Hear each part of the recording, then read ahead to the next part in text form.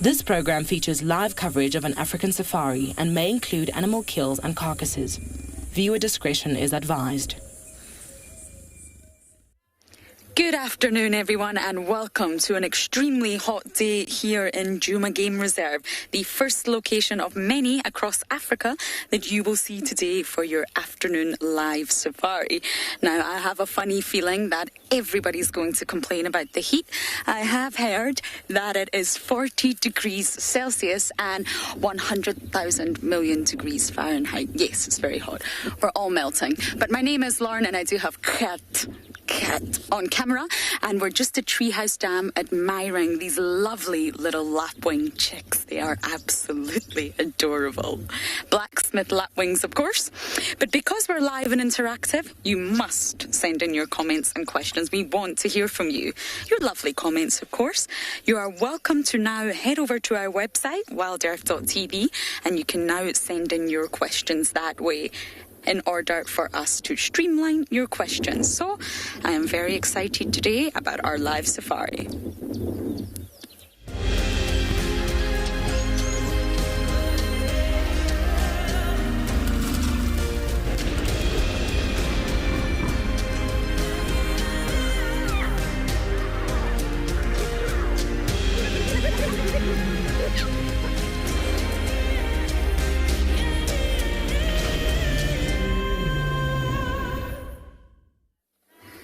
And here we are, still boiling, but it's worth it.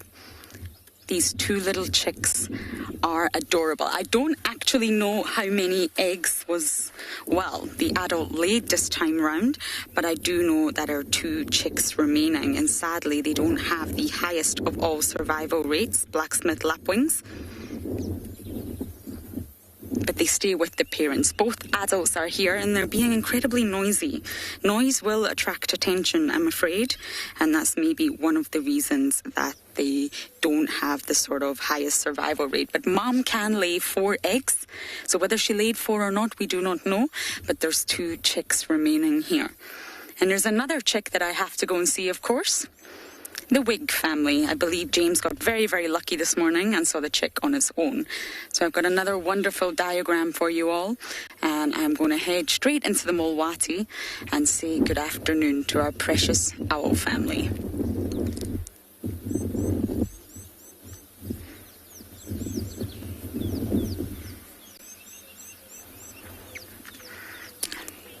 They are absolutely adorable. They just look like cute, fluffy mini adults. So, off and into the Mulwati we go.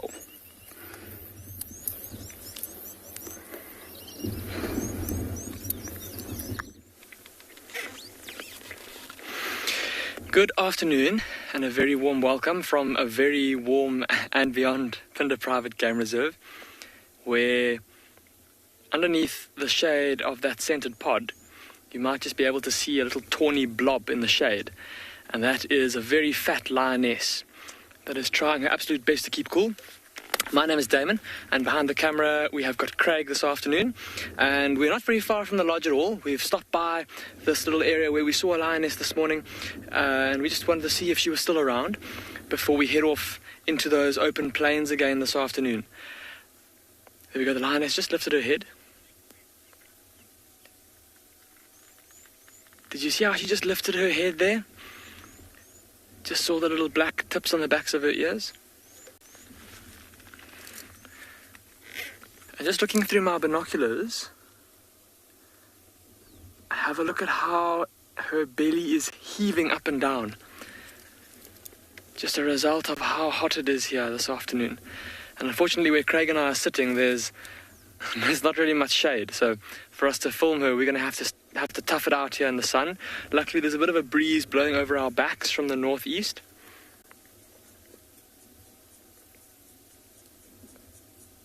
But shame, this poor lioness looks very, very uncomfortable in this heat.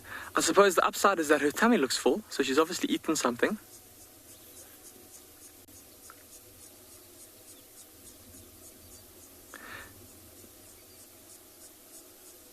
And interestingly, this morning I had said that I thought that this lioness was one of the younger adult lionesses that was pregnant, but on closer inspection it does not appear to be her. It's one of the sub-adult lionesses. And it's rather unusual that she's by herself, because she's normally in the company of some of the other members of this pride of lions. At the very least in the company of her sister, who's also obviously a sub-adult lioness. And they have been moving around together.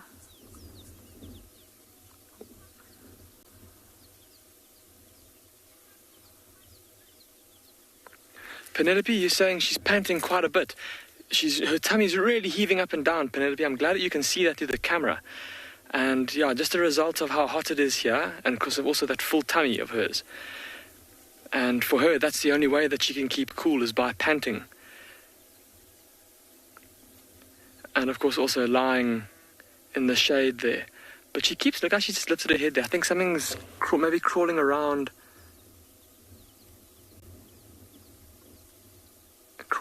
her there. I'm just looking carefully. She's looking down at the ground. I think there's something maybe crawling around there, maybe some dung beetles. Craig and I are going to try for a slightly different view of her from the other side, where we're not looking directly into the sun, and where we can hopefully get a little bit of a better look at her, because she is a really pretty lioness. So we'll let you know once we've repositioned.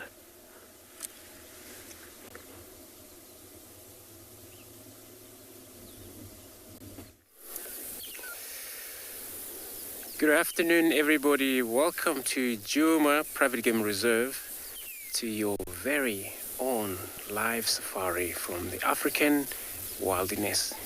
This afternoon, sitting in this very beautiful waterhole with a warthog bathing. My name is Andrew. On camera, I have Neil this afternoon, at the beginning of the drive, taking you into one of the waterhole. Right now we're sitting with a warthog, or young warthog, I must say, still young animal. But of course everybody feels very hot. Today the temperature has risen. So 38 degrees 101 Fahrenheit. That's slightly higher as a normal.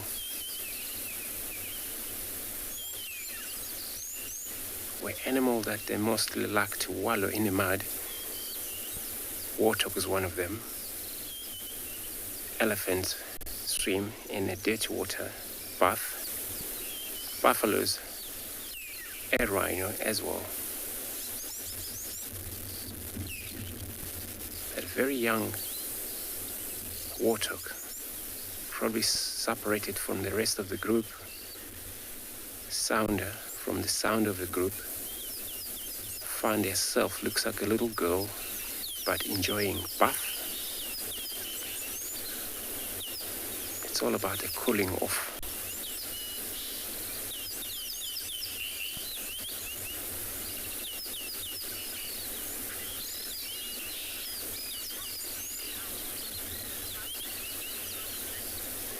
Good afternoon, Rosalind. You want to know how big is a warthog tusk? So the male, they grow a couple of inches, so probably what I would put around maybe 110 mil longer. So they're actually slightly, but they're curved up, slightly face forward. And that's a male. Sometimes also both female grow tusk as well, but they don't actually develop big as a male get. Remember, the tuskers are also a weapon. They use them for their self-defense. when they get attacked. Warthog, they're also one of the animals that hardly see or see a properly neck in them. That's why it's actually very difficult for leopard to get to suffocate. Get hold of the airway is always impossible, all covered with very strong, hard muscles.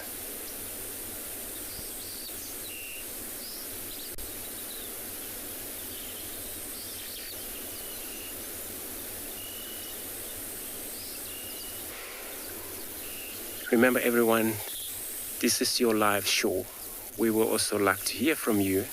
Remember to drop your questions at #WildEarth at FC, also under the age, kids questions at wildearth.tv. And then from there, we will be answering your questions. It's pretty actually hot out here today, but at least the wind is blowing a bit. So we're going to be checking quite a few waterholes just to see what is all about. Usually animals like elephants and buffalo, they're more likely to be lying in one of these waterholes just for their own rest. So I'm going to be taking you over another live safari.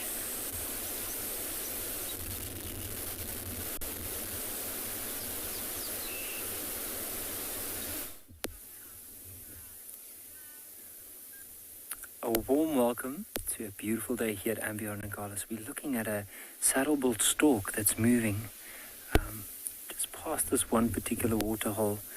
And just notice the colors and the way that it is moving. Maybe what it's doing, there's another section of water on the other side, so it might just go all the way across to try and get to that section of water. But notice the color of the eye. So if you see, you can notice a yellow colorish eye. And that's because it's a female. The males have more of a brown color, and underneath that red and black bill, they have a wattle that you can also see. So this is a female, and what she might be doing is, let's carefully look. Sometimes because we are near water, there's a chance that there could be some tadpoles nearby that it can go for, maybe some insects in the water, maybe little fish. So I'm Nikki, I'm going to be your ranger for this afternoon, and on camera we have Owen. Now as we were sitting here and watching that saddle-billed stork, there was also another interesting pair of geese inside this particular waterhole. So we're just going to go in to have another look. And then also a couple of swallows that are coming to drink. But this is one that's often... It's like the impala of the bush. It's mainly seen in South Africa. It's called the Egyptian goose. And the reason for the name Egyptian goose, apparently it's one of the most widespread water birds in Africa, and the Egyptians were the first to domesticate them. Hence the name. You'll see now and again a swallow coming down, dipping into the water. I just want to have a look. There might be some bee eaters here as well. Let me just have a look. There could be some European bee eaters. Oh, there's a few that just dipped in the water. So where those geese were, I don't know if everyone saw, but you can see a few. Oh, there's a few that just flew across. Now they're really hard to follow. And also I don't want to make the viewers a bit of seasick, because they do move quite quickly. But it looks like they might even be taking a bath. You'll see them just dipping in the water and then flying off again.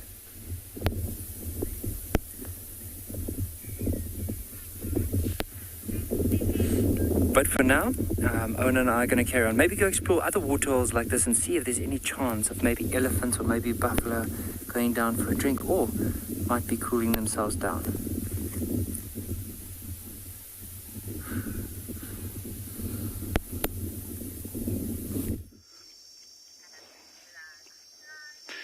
Good afternoon, everyone. It is a beautiful sunny afternoon here in Tswalu Kalahari.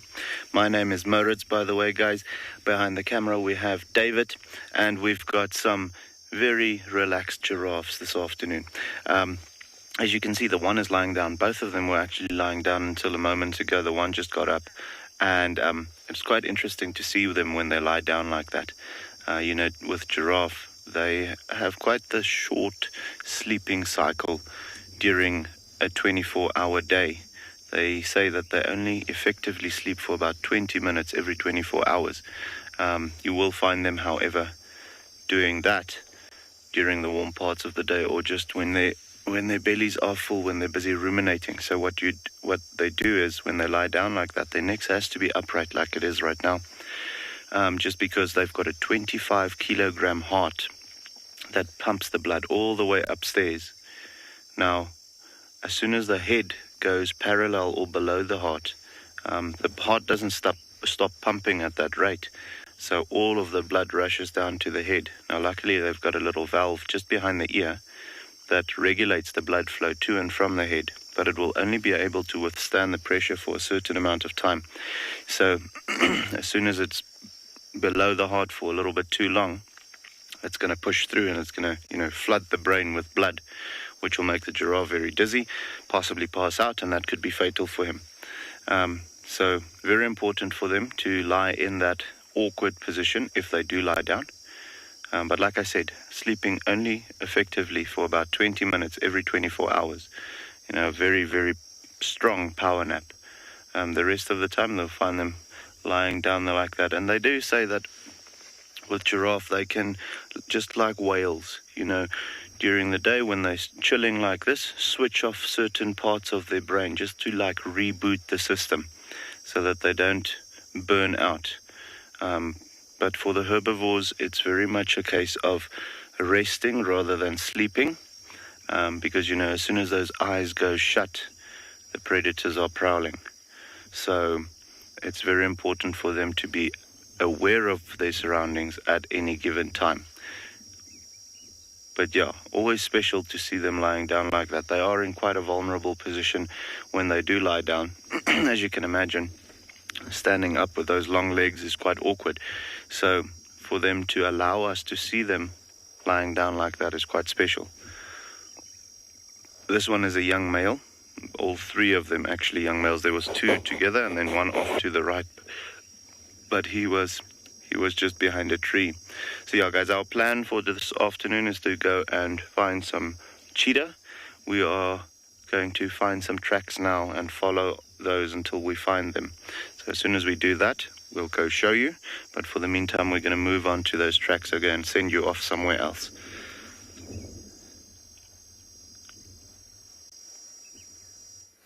Good luck, Mo, with your cheetah search. I would also like some spotted cats, but I have a feeling it's far too hot to find any cats. I will try, though. On our way to Sebwick's house, we have came across a lone bull. Caked in mud. Look at that skin. Looks like he needs a really, really good scrub or exfoliation or just a bath. But of course, this is intentional. On hot days like this, you actually want to have wrinkly skin. No more Botox. No, you want those wrinkles because they have a purpose.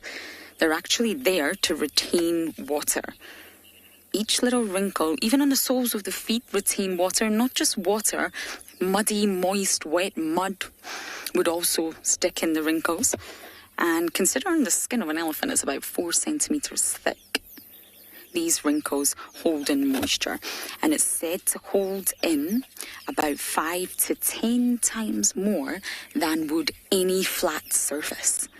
So by holding in the moisture, it's assisting in keeping you cool on days like today. That's exactly what you want. The more wrinkles, the better. And African elephants actually have a lot more wrinkles than Asian elephants do. And that's because, well, it's slightly more hotter and drier on the African continent than it is in Asia. It gets very hot in Asia too. It's a lot more humid over there. Isn't he gorgeous? He's definitely been splashing. I don't know what dam he's been visiting, but he's definitely been visiting one of them. You can see he's slightly wet.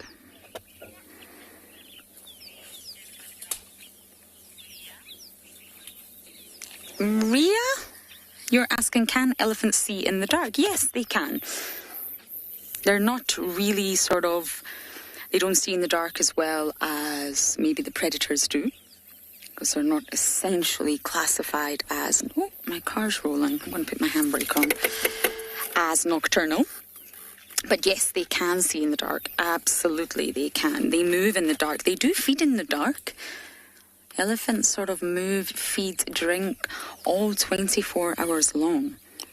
But they generally have quite bad eyesight. So they say that an elephant's eyeball is a similar size to a human's. Now, if you look at the size of the likes of my head compared to the size of an elephant's head, you can see that it's not in proportion at all. So what that tells you is that elephants don't primarily rely on eyesight. And this is because they have far keener sensories. They have fantastic hearing, fantastic sense of smell. They can feel vibrations on the ground. So they don't necessarily need to really utilize their eyesight. So they're said to only see about 50 meters approximately in front of them. And they're slightly short-sighted. Slightly, just like I used to be before I got mine zapped. They're also said to have a blind spot where that optic nerve meets the retina, just like we do. So their eyesight's not perfect. Along the process of natural selection that I was talking about the other day, it strives for the strongest traits that enhances an animal's survival. So an elephant's survival is absolutely fine because it's got so many other senses to rely on. It can communicate over great distances with one another, completely out of our human range that we cannot hear. And feeling vibrations on the ground. Can you imagine that? Being able to stand with the soles of your feet on the ground, understanding vibrations. Humans definitely don't have that ability. So therefore, why waste energy in the evolutionary process of keeping an elephant with fantastic eyesight when it doesn't need it? And I think we're losing sight of this elephant now. I may be able to catch up with it. It's the lone bull about to walk along the southern boundary of Gowrie, Maine. I was actually hoping to see some elephants swimming today.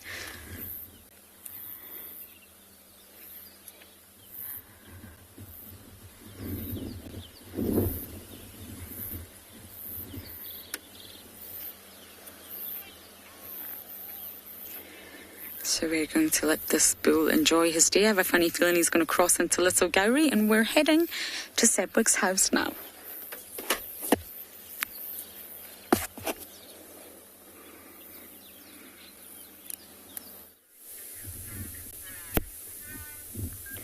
So we're having a look at a herd of elephants that have just found a nice mud wallow.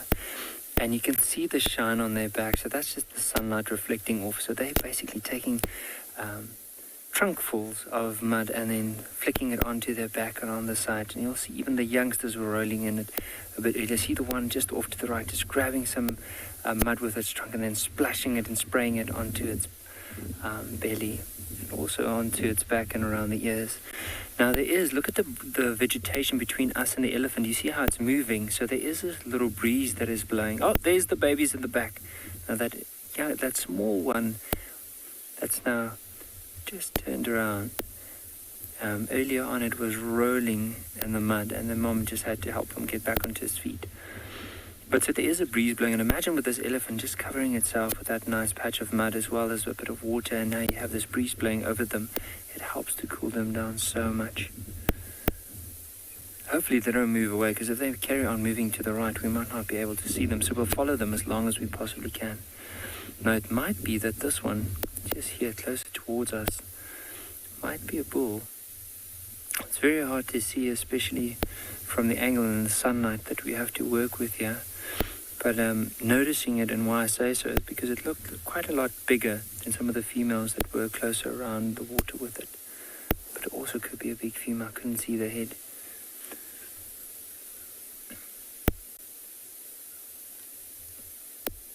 And I would really love to encourage our viewers, if you have any question, please send them through.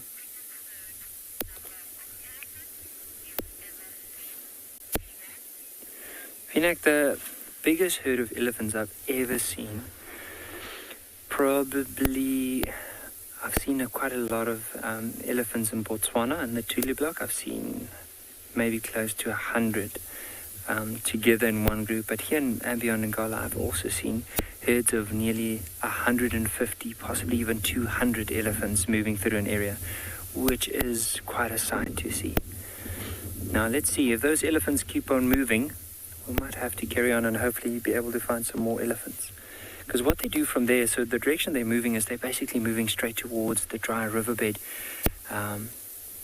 Maybe to go and have dig for some water, because even with where they were now, because of the water being so muddy, they won't be able to drink it. They'll just use it to cool themselves down, and then hopefully continue feeding until they find some fresh water. But with those elephants moving on, maybe that's what we should do as well. And just slowly carry on and see if we can find some other animals. Now, because it is nice and warm, most likely we'll be focusing on things like elephants and possibly herds of buffalo. Let's see if we can get a bigger herd of elephants.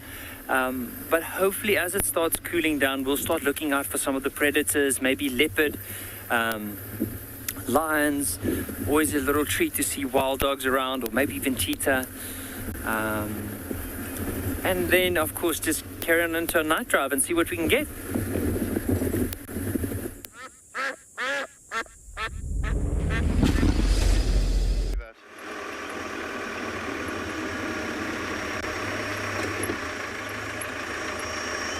Alrighty guys, so we are on our way to where the tracks of those two male cheetahs should be. But look at this little cutie first. We call them a ground squirrel. They've got a big fluffy tail. We can't see the tail at the moment. Well, you can, but it's not as impressive when it's lying flat on the ground. And these guys quite often share their burrow systems with the meerkats. We actually saw that this morning, where the meerkats started popping out, and about 15 minutes later, we had one of the ground squirrels also coming out of the same burrow. So with them being, more vegetarian, and the meerkats being only insect eating and let's say carnivorous, there is no competition between one another for food or for anything like that. So with that being the case, they quite often operate together like this, sharing den sites, burrow systems. They won't go out and forage together because they're looking for different things, but the more eyes and ears they have around them, looking out for danger, the better. But yeah, very, very, very cool. They have a polygamous social system. So you'll find a group of females living together and a group of males living together, and then they'll go and find one another and mate with each other and go and, raise their little ones elsewhere.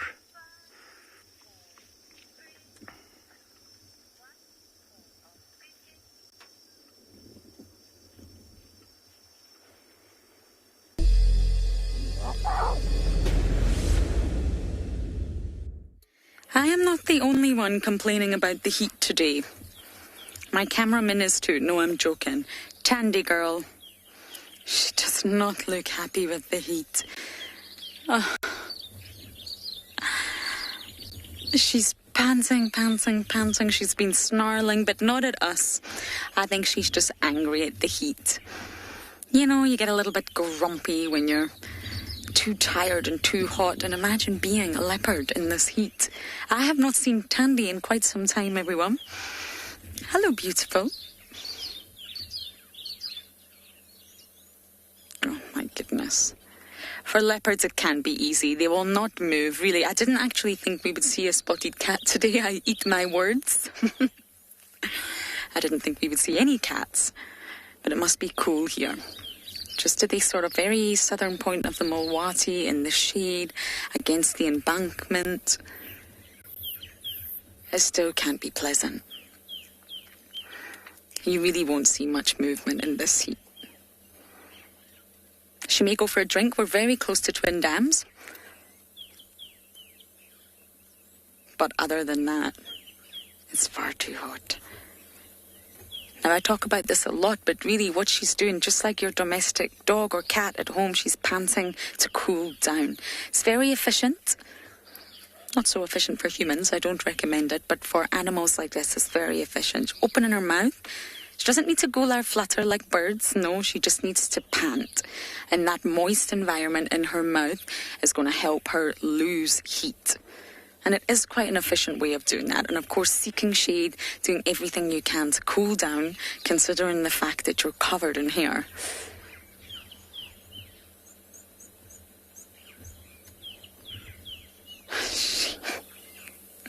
She looks old, and she is old. She's 14 and fantastic. But you can see, a lot of people ask, how do you age a leopard? So let's just go through it. If you did not know this was Tandy, we do, of course, but let's say we didn't. Take a look at her ears. Her ears are in quite rough condition. They've got notches and scratches, and see that at the very, very top of the ear? That's one sign that she's an older leopardess. And then let's look at the teeth. My goodness, she needs to go see a dentist. They're very yellow, and you can see they're worn down completely. They're flat at the ends there, no longer sharp and pointy as they should be. And that's another sign that she's a much older leopardess. Those are the two sort of things you would really, really look at when you're trying to gauge the age of a leopard. And also, she has a very saggy tummy. Now, we can't see this here, but she has given birth to 7 litters. So if she was standing up, you would be able to sort of look at that tummy and know, this female has given birth multiple times, which again would suggest that she's an older leopardess.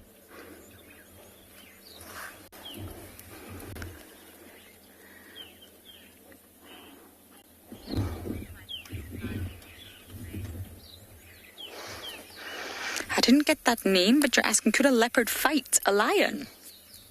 I highly doubt it. A leopard would flee. They're very fast and nimble and light on their feet, so they would completely flee the scenario. Lions are much taller, even a lioness and a male lion. They're much heavier. The muscle mass on a lion compared to a leopard is remarkable. So they're stronger, yes. They can also run fast in short bouts. So if a lion caught a leopard, then I think a lion would absolutely win, unfortunately. But leopards are quick and fast and flexible and nimble, so they would flee the scene completely. They would not engage in battle. It would not be worth their time, I'm afraid. Especially Tandy, she's very petite. When you see a male and female leopard together, it's incredible the difference between the two. When you see them separately, it's hard to imagine. But when you see leopards mating, that's when you can really see the difference. Female leopards are so much smaller. Very petite, slim animals. There's a butterfly flying behind Tandy. Should we try and ID it? You ready for a challenge? Okay. Have you got it? There we go. Are we able to get any closer? Oh, Tandy's not very happy. Can we try and get closer to the butterfly? No?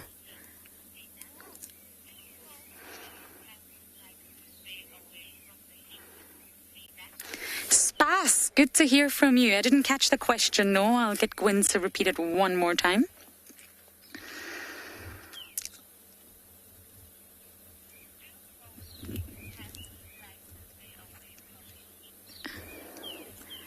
Spas, I'm more than sure that you are aware they love to stay away from the heat. They're hot. Look how hot she is. It's so uncomfortable. 40 degrees Celsius. 1,000,000 degrees Fahrenheit. Yeah, she's covered in hair. Not got sweat glands like we do. Some cats do sort of release a little bit of liquid from the underside of their foot, from the pads. They don't have the same mechanisms that we do. So she's positioned herself very, very nicely in the shade. But yes, 100% she wants to avoid the heat.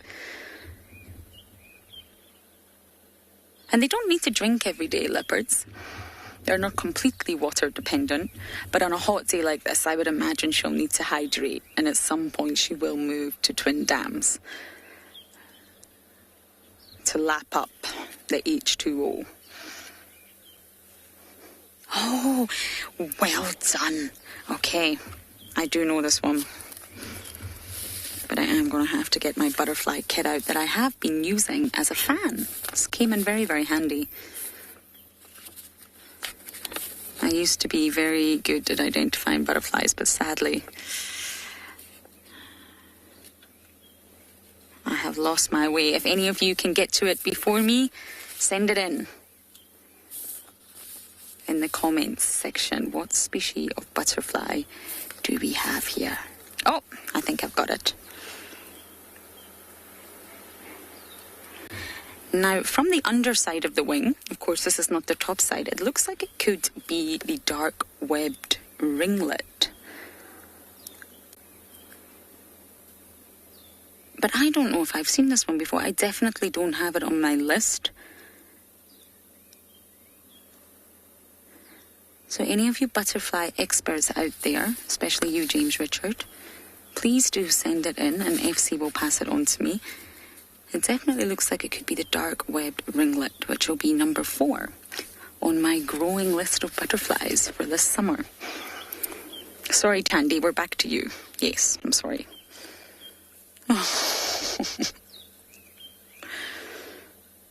There's a remarkable similarity in my eyes between Tandy and Hosanna.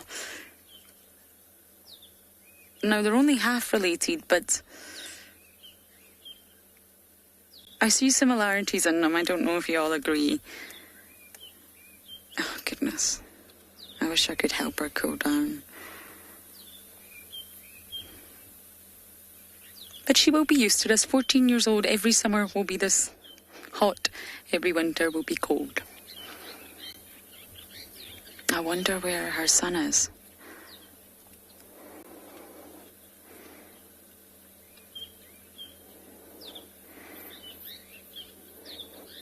It looks like she's singing. Yeah, yeah, yeah.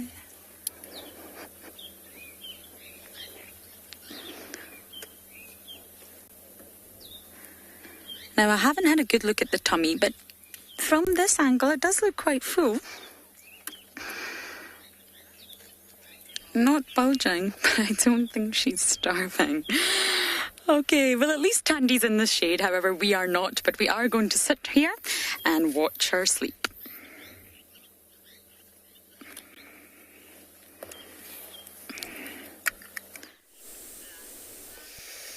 Great, well done, Lauren, finding. Since we're on search along the northern boundaries and nothing, no tracks, cats. We're expecting really to see if maybe probably lions came in, but I came across very much interesting trees over here, which what you see, especially that I'm holding on right now. All you see is that you witness how soft the leaves are. And this is actually a weeping wattle trees. Or weeping wattle comes to the name where they pick up the name from this tree. Usually, when you come sit underneath of this tree during a hot day, all you feel is a dripping. So it's a tree whip. But it's called Platformia africana. Specific name. It's well actually used, especially the leaves in out here. So as you know, every tree is a lever tree. So a toilet paper tree. So it's so important when you're out there, you don't have to carry anything like paper. Everything goes back to the ecosystem after you use it. And then of course you can see some of this tree doesn't actually well develop so bigger because of a lot of disturbed from the elephants, kudus and things. But if you look there, you're able to see this particular branch is still small, but it's a little of the seed is forming up on this sea here, nowhere else. I think it's going to be everywhere soon, but sometimes it shows the beautiful yellow flowers, and that flower is loved by the honeybees, and those kind of like other small beetles, as a fruit beetles as well, for their own benefit, suck their juices and gives lives for somebody. Platyphoria africana, the name of the tree, it's pretty much everywhere, I guess, all throughout the reserve. It's well-known trees, and everybody can able to use this. Sometimes it goes very big, decent tree, but sometimes you find very small, but the very slow growing trees anyway. Doesn't actually grow fast at all. For some local village, we actually use the roots for some remedy. The sangomas will actually mix all of the trees or plants out here. Sangoma need them, use them to heal some of the diseases, which is some disease are STD diseases, which is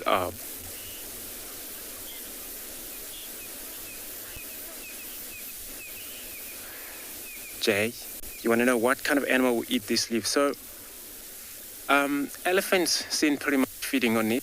I haven't seen actually kudu feeding on them. Elephant, giraffe, they'll get to the top of the tree as a, height enough. And then from there, they were able to take right to the end of the branches. But they actually feed on that just because of the new growth of the branches, so soft for them to be able to eat. So, but yeah, elephant, giraffe, and then most of the other browsers animals. We don't have much of a black rhino here, but actually black rhino would be able to do that. But deep bark, the actually base of the tree, the trunk usually, the bark itself, comium layer, it comes so important for the elephants. Sometimes you find a lot of these bark from the trunk itself, and then just for their own benefit.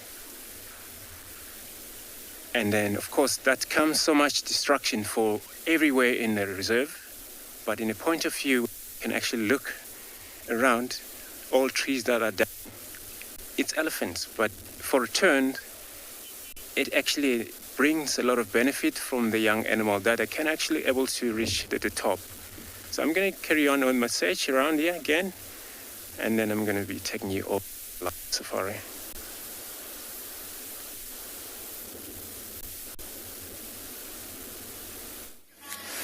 We managed to reposition. We're in the shade. All three of us now are in the shade. Thank goodness. We love to complain about weather. It's either too cold or too rainy or too hot, It wouldn't be a live safari if we didn't complain.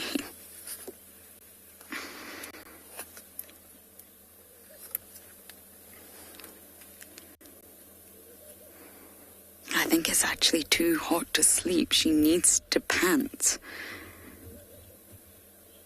And by sleeping, then she won't be able to actively pant. So I don't even think Tandy's able to rest. Our probably biggest bout of rest today is going to come when the sun starts to go down just marginally. And you get relief. That's when Tandy might find sort of comfort in sleeping. So I mentioned earlier she's on her 7th litter. She did have 2, but sadly, one did not survive, and she has got a son. Now that was from March, and we're now in November. So she doesn't need to stay with her son all the time. They separate for long bouts. And he's most likely homing in on his little hunting skills, catching anything small, tortoises, lizards, squirrels, anything he can get his paws on.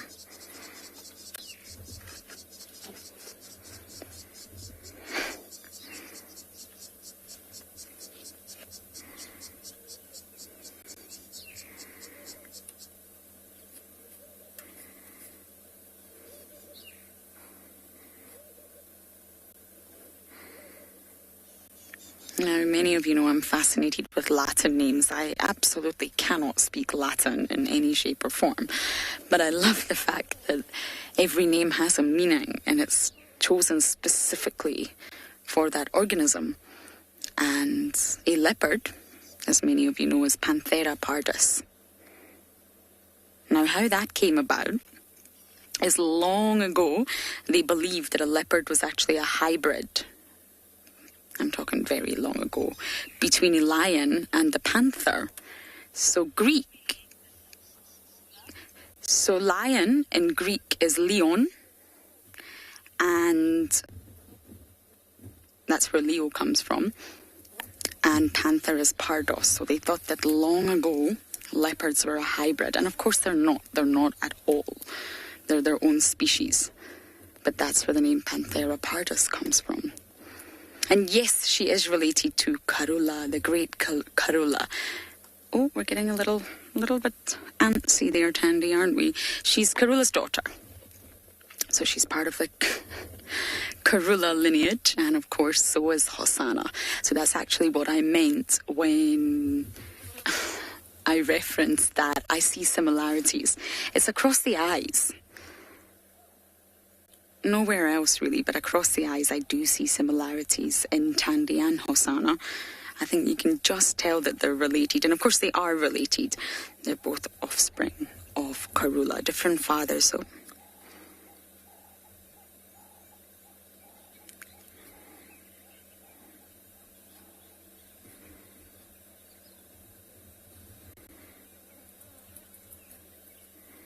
And of course, Karula had a huge territory, and she was a very, very successful leopardess. Lincoln, their teeth are just worn down. They're not broken. They're just very, very worn down. As canines are used to pierce through flesh. And the chokehold, or when you're trying to suffocate the prey, that's what they're used for. So 14 years down the line, as a remarkable huntress, Tandy has, of course, worn her teeth down, which is completely normal. The older a cat, and it's not just for leopards, for lions as well, the teeth will wear down. They don't live as long as we do, so by the age of 14, and all the hunting that she's done, they've sadly started to wear down, but it won't affect her hunting strategies.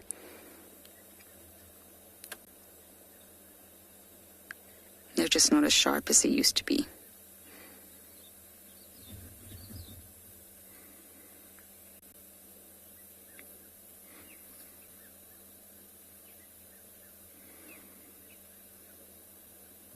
Now, mothers have to shift to make room for their daughters, and that's why Tandy's territories slightly shifted, and she's given a portion of it to Tlalamba.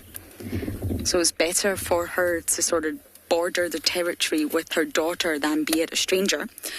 And when Karula passed away, unfortunately, her territory was so large that it didn't just go to Tandy. Tandy didn't just come in and take over the entire territory. No, everyone has to shift. Everyone has to sort of shift around and get a piece. It doesn't just get handed down. It's like a jigsaw puzzle. Everything fits in, but a dynamic one. I always compare leopard territories to that screensaver you get on Mac. I don't know the name of it. You know that moving screensaver where it goes in tune to the music? Yeah, I'm having a bit of a mind blank here, but if anyone knows, please help me out. And that's always what I liken leopards' territories to. Very dynamic, constantly shifting, constantly moving. And Tandy definitely got a section of Karula's territory, but not at all.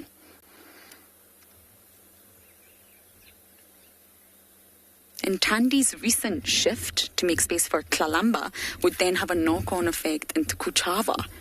So then Kuchava has to shift her territory, which would then have a knock-on effect onto another leopardess.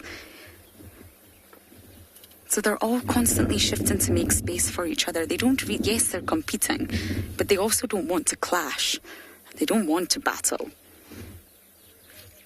And when Karula did pass, it left a huge vacuum because it was such a large territory. It was a real sort of vacuum in the area, mostly the middle of Djuma.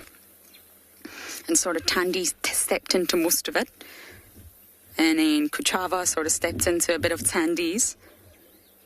And then Sabi sort of shifted up north from the south. And Shadulu didn't actually get affected much back then, but she's definitely shifted since then. So they're constantly moving. But I believe when Karula passed, no new leopardesses came in.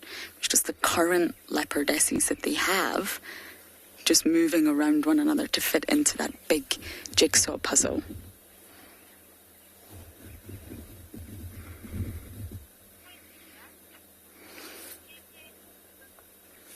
So we're not going to sit anywhere. We're going to continue to sit here and admire the Queen.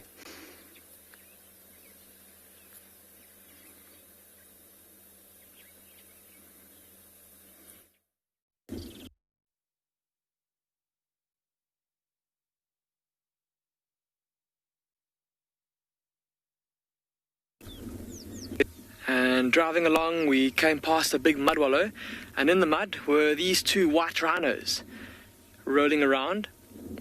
They have unfortunately now stood up and moved away though. I think they've had enough of rolling around in the mud. The temperature is dropping ever so slightly, and there's this lovely cool breeze blowing in from the northeast, and I think that that's just taken the edge off of the heat, and so the rhinos have decided that it's time to get up and carry on moving. Look at how covered in mud they are. And if you look closely, can you see that two-tone coloration on the back one? Just shows how far into the mud she was. Look at how it goes all the way up to her back. Doesn't look like she quite rolled over. Her back still looks pretty dry. But the front rhino, its entire body is dark. It must have been rolling onto its back, trying to get that mud all over itself. Must be so nice and cool, especially for such a big animal in this heat, to go and roll around in some mud, and then to stand up or just to lie in the breeze and have that wind blow over your back and cool you. Must be a wonderful feeling. I see why people pay so much money to go to mud spas. They're moving quite rapidly now, though. They seem to be on a bit of a mission. Just looking at the one in the front, he's got his nose to the ground, and he seems to just be following the scent of something. The female on the right, she keeps glancing back at us. Even now, look how she stops to turn to look back in our direction. She's got an ear listening in our direction too. And we're pretty far away from them, and I wonder, there's no doubt they would have noticed us moving in. They should have certainly heard us.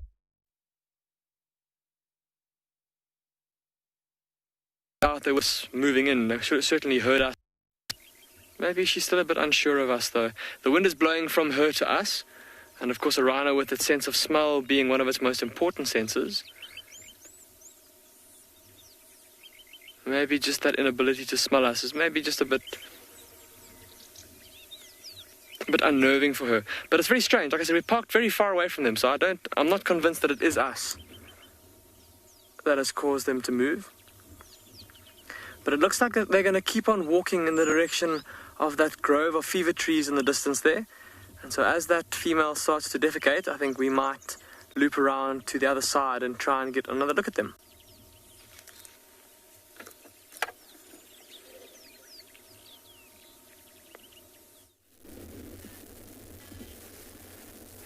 Great, so we came to Birdlife Dam, and like I say, I'm going to check Waterhole. There are only a few hippos here, but they're all over the shore. They're not actually in the same group or together. They're all spread around in this waterhole. What I've seen on the far end, it's actually female with her young one. It's probably new hippos in this waterhole here. And they're still very tiny, I think. Probably a week or so old. But it's not actually visible anymore. Since they will spend a lot of their time here, it's been actually quite warm day for them. They won't just going to get out soon. If they have to do that, it's quick and then spend a lot of time outside of the water when it's this hot, and they always return back to the water.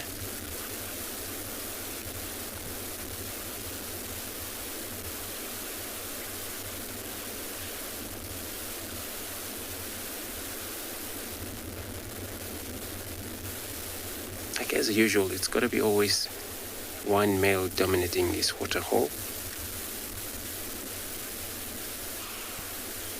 The other one just came out to take a breath.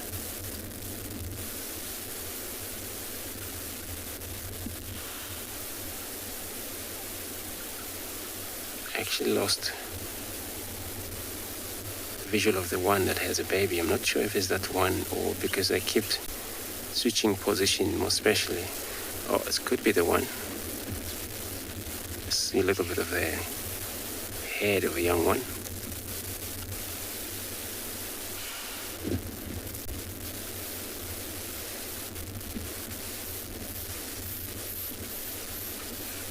There it is.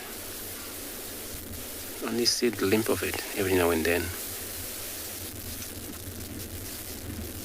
What the young one will do, able to use their mother's back, because they is not very shallow for young ones, so it's a little deeper. And they use the mother's back to able to take a breath.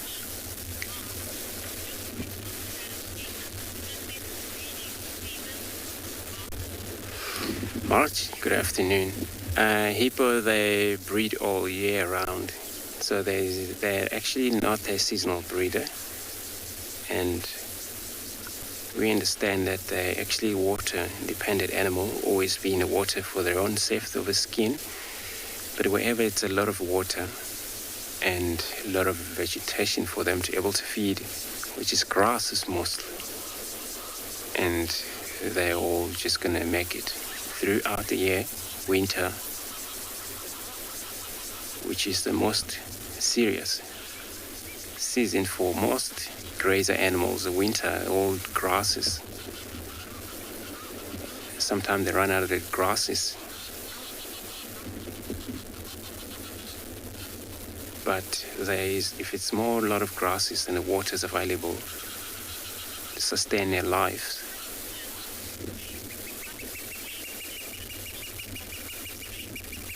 Craig, you want to know how deep is this water hole? So where they are, it's not actually very deep, maybe 1.5 meters.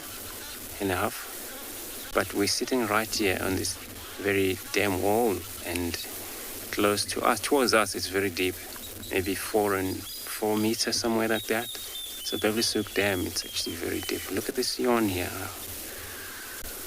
It's probably one of the young male that found himself this far. So it's quite deep water hole, yeah. And it's all I think I've seen tilapia fish as well. I've seen catfish. Just to take a little bit of a moment of a silence, listening to all bird sound here.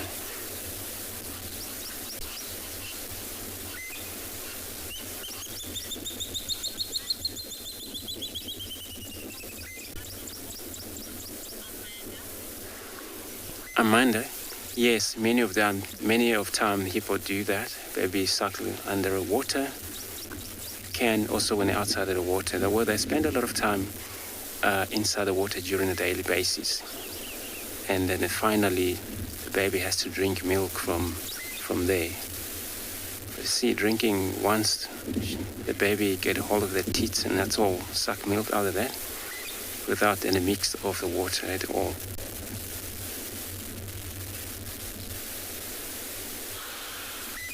See that baby now, it's every now and then showing up.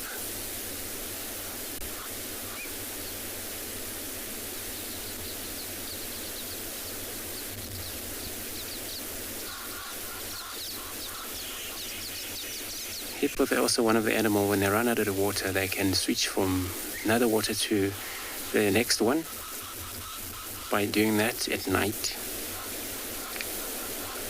Very, very good and sense of smell can actually able to smell Waterhole station from way off for that. They will take that journey to reach that destiny, and eventually they'll get there sometime, but the only thing they won't tell how many other hippos are there, how many are dominating that Waterhole. Some river, it's quite a lot of it dominate, but territory comes and end of between the two dominate. So I'm gonna carry on search on the eastern boundary. Hopefully I get anything for you to show.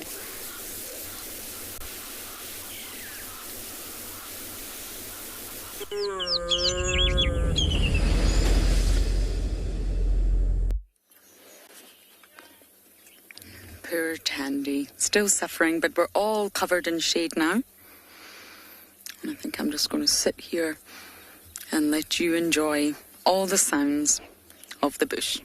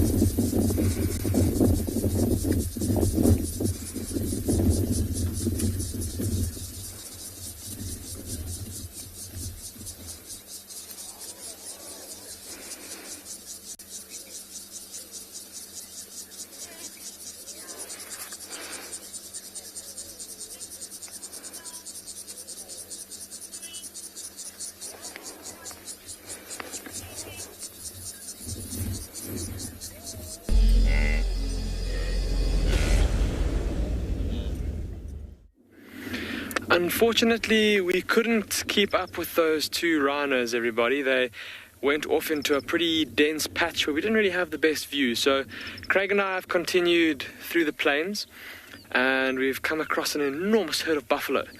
Have a look at them all spread out over this grassy hillside.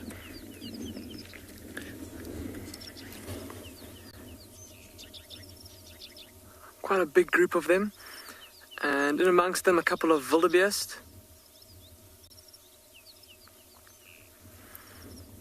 They've all come together here because of that beautiful lush green grass that's growing in amongst all of them there. This was an area that was burnt a couple of months ago during the winter time, and now after the rains it's flushed with lots of lush green grass, and it's just attracting lots of grazing animals. Have a look at this buffalo cow closest to us, just over here. See how she's been scratching her horn against the base of that little tree there.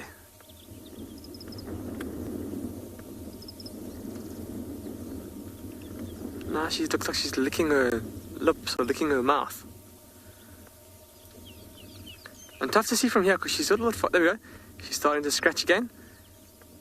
Scratching the area around her horn, around her ears. Without hands, it must be pretty tough to get to some of those hard to reach itches. And so a little stick will do the job just fine.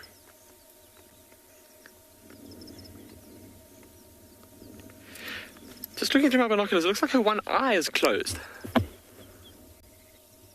Oh no, it's open now. I thought perhaps she'd injured herself and maybe it was a bit swollen, a bit inflamed, a bit painful, and that she was maybe gently rubbing it against that bush. to try and relieve the irritation a bit. And if we come to the right of her, can you see how there's a bunch of buffaloes that are lying down there, all in a big clump around that little bush? And looking at the buffalo on the far right of that group that's still standing up, see how it's all shiny and dark? There's a bit of a mud wallow there, a puddle from the recent rains. And it looks like several of these buffalo have all been rolling around in this mud wallow, trying to cool off.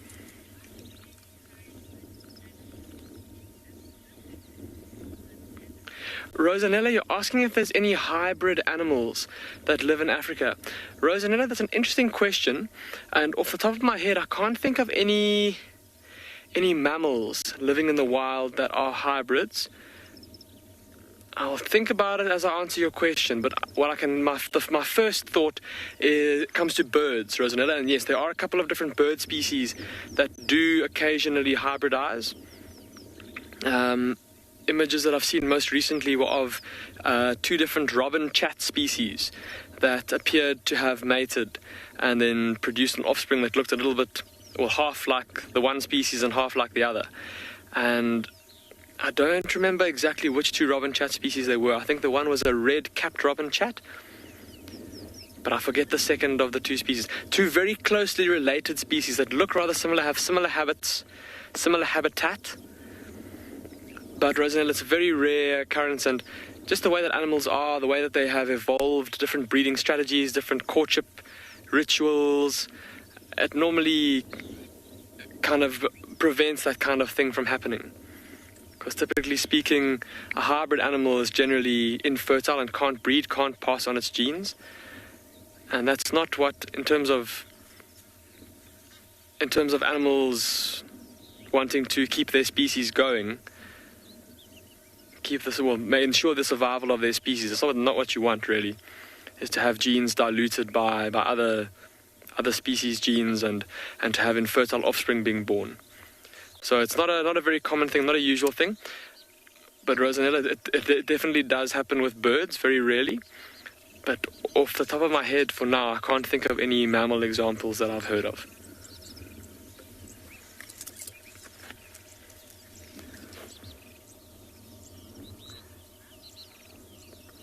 But it looks like all those buffalo have now decided to stand up, and they're all moving slowly to the northeast, walking into the wind so that they can smell whatever's up in front of them, make sure that there's no potential danger ahead. And so as they move off, Craig and I are going to leave them, and we're going to carry on driving around to see what else we can find for you. Maybe some interesting little invertebrates.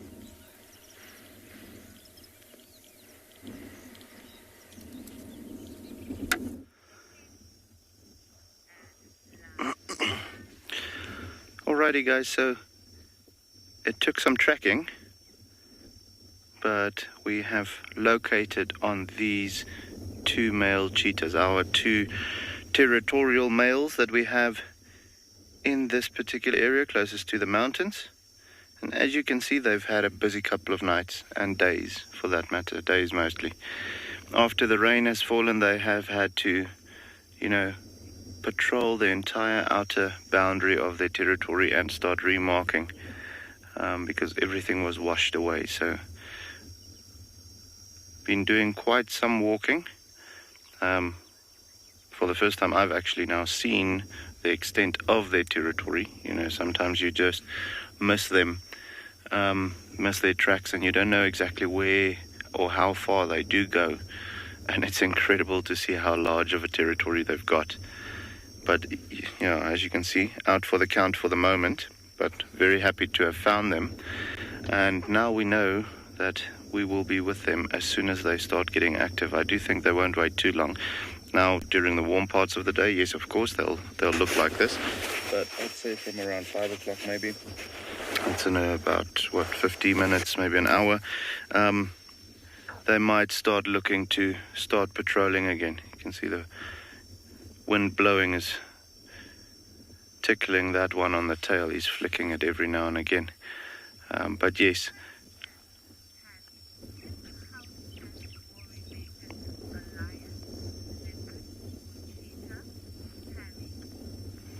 So we just had a question from Tammy. Is a house cat more related to a lion, leopard, or a cheetah? Tammy, the closest relative as far as the wild and wild cats are concerned would be the African wildcat. They would be closest related to a house cat. However, coming back to your question, I'd say the lion and leopard would be closer related to a house cat. Just looking at its, features. A little bit more stocky, not necessarily built for as much speed, can climb trees if needed. So let's go more towards the leopard side. A lion can climb trees as well, but not very efficiently. Fully retractable claws, which the cheetahs don't have. Still a long tail, but not as long. And then more rosette-like markings on the body, or stripes, like you'd find with a leopard, the rosettes, or more little black lines or so, whereas the cheetah has got solid dots. Now, the coloration should not at all be an indication of relatedness. Just the fact that a cheetah, if you look at a lion, a leopard, and a cheetah, and you look at a house cat, if you had to, relative to their body size, make a house cat the same size as these animals, they would look more like a leopard for me, personally. A cheetah has got a very round head, whereas the lion and the leopard has got more of a box-shaped head, just like a house cat.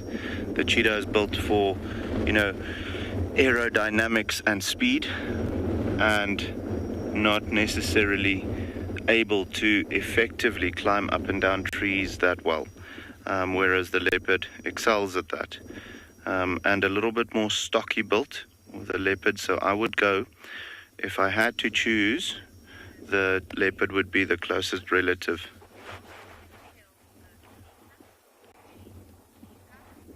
We just had a question from Gainita. What would be able to kill a cheetah? Okay, so there's a couple of different things. We'll start with the small things. Something as simple as a snake. They can go, if the cheetah is not careful enough and he steps on a branch or a bush or so where there is a Cape Cobra present, and that Cape Cobra strikes at it and injects its venom, they can kill it. But then if we go to the larger things, the natural enemies of a cheetah or competitors, I'd say hyenas, brown and spotted, both of them. However, more spotted hyenas. You'd find that leopard can kill cheetahs. Lions, definitely. They are probably their worst enemy as far as animals killing them goes. But then again, also, other cheetahs might be able to kill one another, as far as territorial disputes go, or things like killing the cubs of another male when they know that the female is mated with someone else and it's not their little ones, to cancel out that offspring. But yeah, guys, we're gonna sit here for a little bit, see if the cheetahs don't want to get mobile or just at least a little bit more active. But for the meantime, while they're looking like this, we are going to send you somewhere else.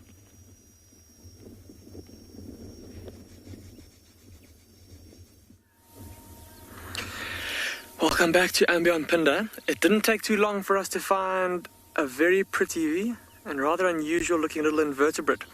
Look at these two little insects that are clinging onto the branches of this young umbrella thorn.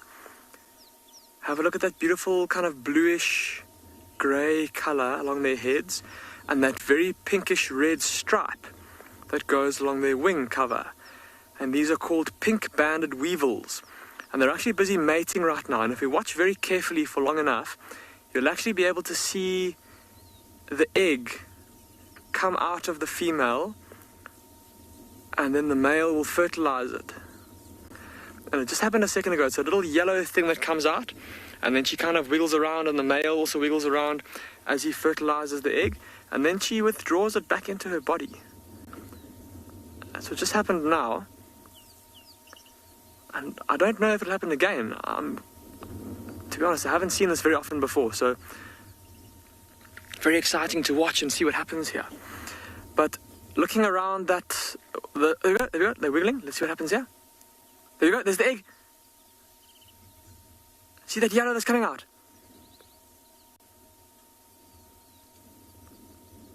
Can you see that, everybody? The slightly bigger weevil that's on the bottom.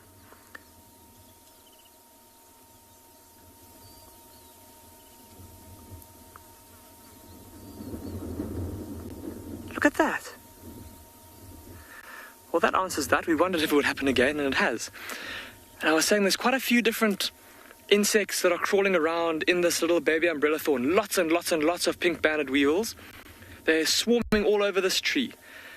And there's even some other little insects. Look to the right of them. There's that I don't know if you just saw that black and yellow insect crawling along there. It also looks like some kind of weevil that just crawled along there. And often in these thorn trees, these vachellias, like this umbrella thorn tree, we see these little pink-banded weevils, especially in summertime, as they feed on the leaves. Obviously come here to mate as well. I can see a couple of different mating pairs all over this little umbrella thorn. There we go, they're wiggling again. Isn't that fantastic? And they're just so pretty as well, in this afternoon light as well, the blue and the contrasting pink.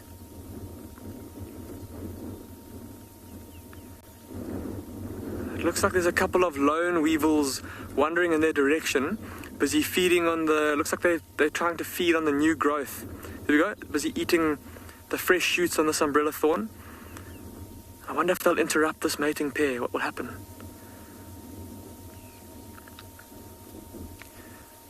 There we go. There was that little egg again. It almost looks like they're joined there on the end of their abdomen. It's tough to see from here. I'm trying to use my binoculars to get a better look, and I don't want to go too close for fear of disturbing them.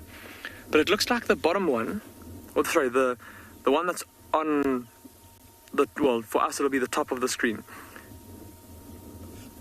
It looks like it looks like they're joined at the abdomens there by a little black tube, a little black spike.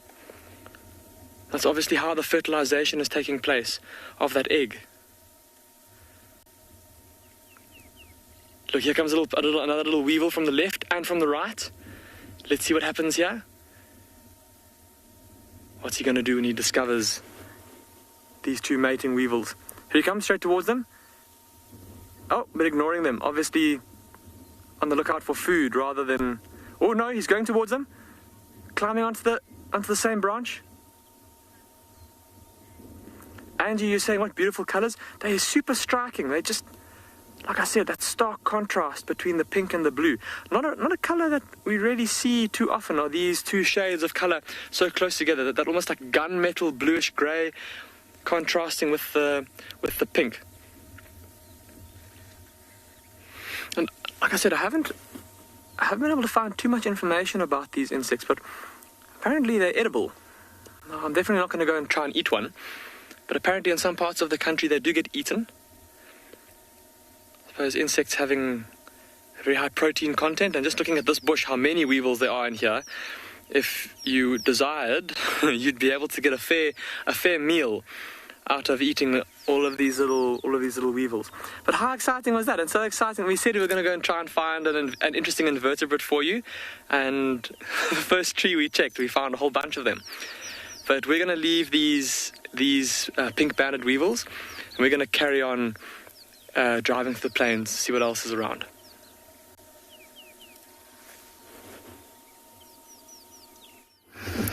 She got up, she came for water.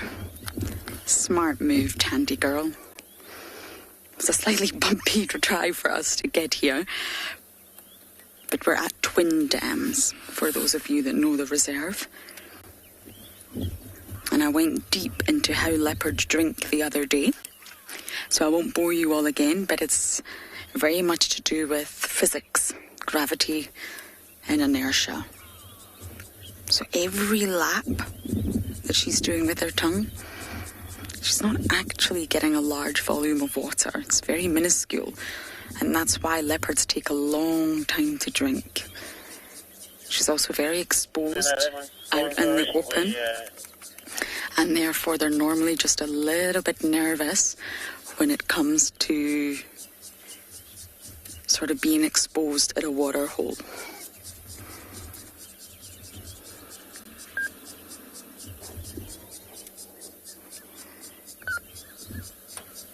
That must feel so good right now. We counted Kalamba's laps the other day. Thank you to everyone who participated. And it's nothing short of 600, 700 laps of the tongue.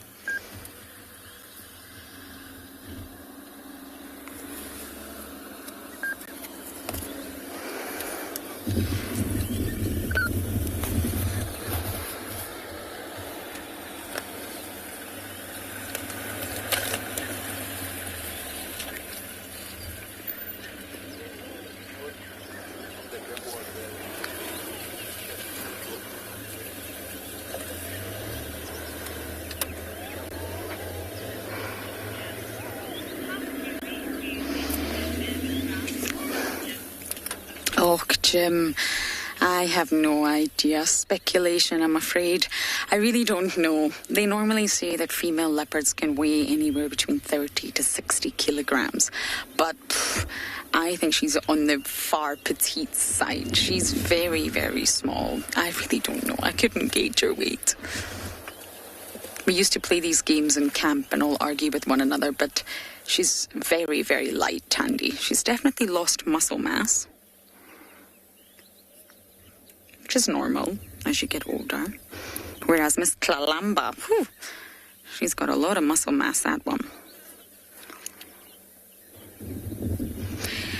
But it's really important to say, a lot of people say, oh, leopards lose condition, they lose condition. But honestly, if a leopard was really losing condition, they wouldn't be able to survive. Really, they wouldn't. Once they start to decline, it's rapid. And when they really do get too old, there's no retirement plan for a leopard. Once they get too old, it's normally quite a quick death, as sad as that sounds.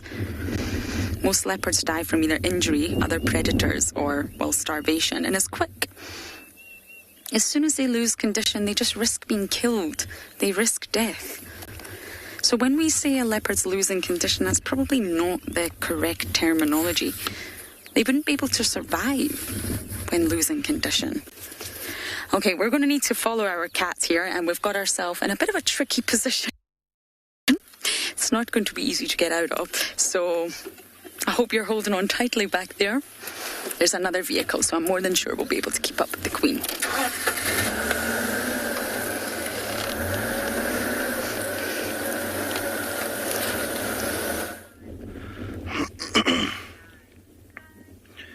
Alrighty guys, so I actually went and had a look quickly at who's related to who.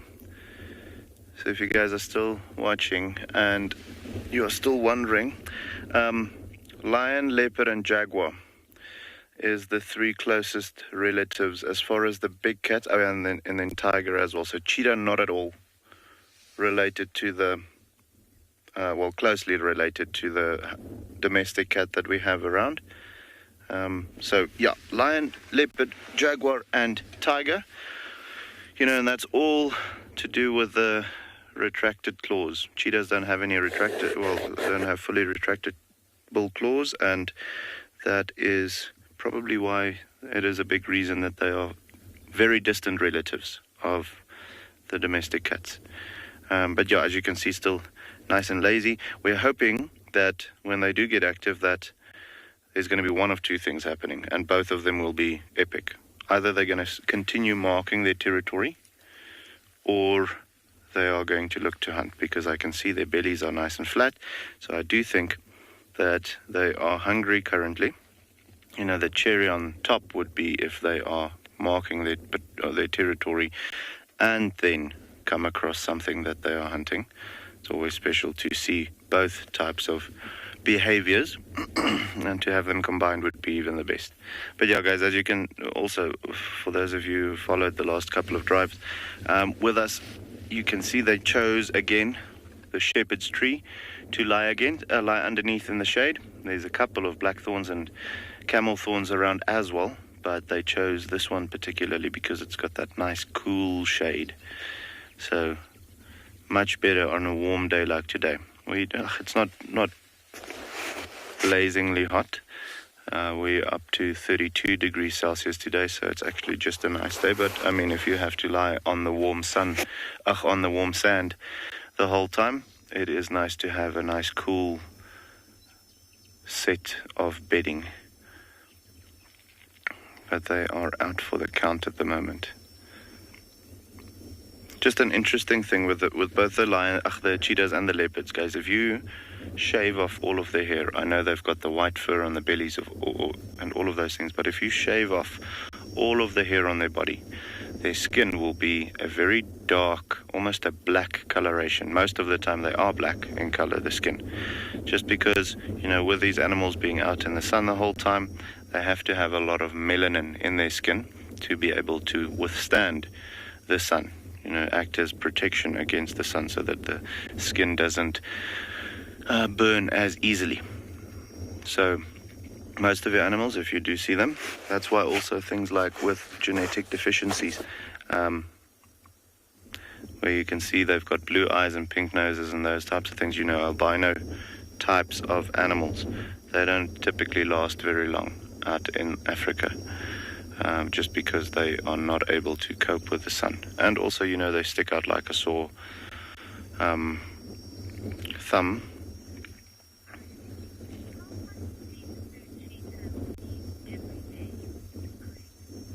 So we just had a question from Fred. How much sleep do cheetahs need every day? They typically sleep a little less than the lions. So lions take the cake. They are inactive. Now, guys, when I say sleep, you have to remember that it's not necessarily sleeping the entire time. So they say that lions, often you use the phrase sleep for 20 hours a day. It's actually just resting. So they'll effectively sleep probably around 11, 12 hours a day, the lions now. Cheetahs a little less than that, I would say about 10, because they're mostly active during daytime. You find them being active quite late into the morning and getting active quite early in the afternoon. And then when it's a full moon, you'll find them active during the night as well.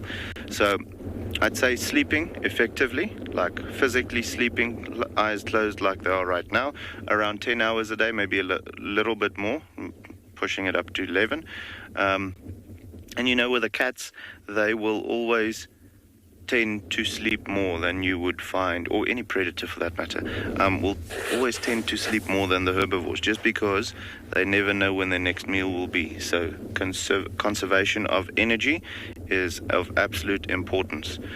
So with that being the case, they look like this quite often, just because they have to save as much energy as possible. And when they do spend it, it has to count. So it has to either be patrolling territories or looking to obtain new energy sources like hunting and things like that. But to be inactive, to come back to your question, sleeping around 10 to maybe 11 hours a day, I'd say. Inactive for around 16. So inactive for far longer, but then that other 5 to 6 hours that they are inactive, they spend cleaning themselves and just looking out for maybe prey or bonding with each other. These two boys have to have a very close bond. Even though if they do come across a female that is ready for mating, they will fight with one another also to establish who is going to have the mating rights. When that is finished, they have to reassure that social bond that they've got between one another. So lots of cuddling, cleaning one another, so allo grooming, those types of things, just to make sure that they both know they still love each other. So yeah, those inactive hours are spent quite productively when they're not necessarily sleeping, to keep the bond between one another, or with a female that has cubs, to keep that bond strong, make sure that the cubs are nice and clean, all of those types of things. But yeah, they are definitely a little bit more active than what you would find with something like a lion. Just because lions are bigger, they need to save more energy, because when they move, they spend more energy.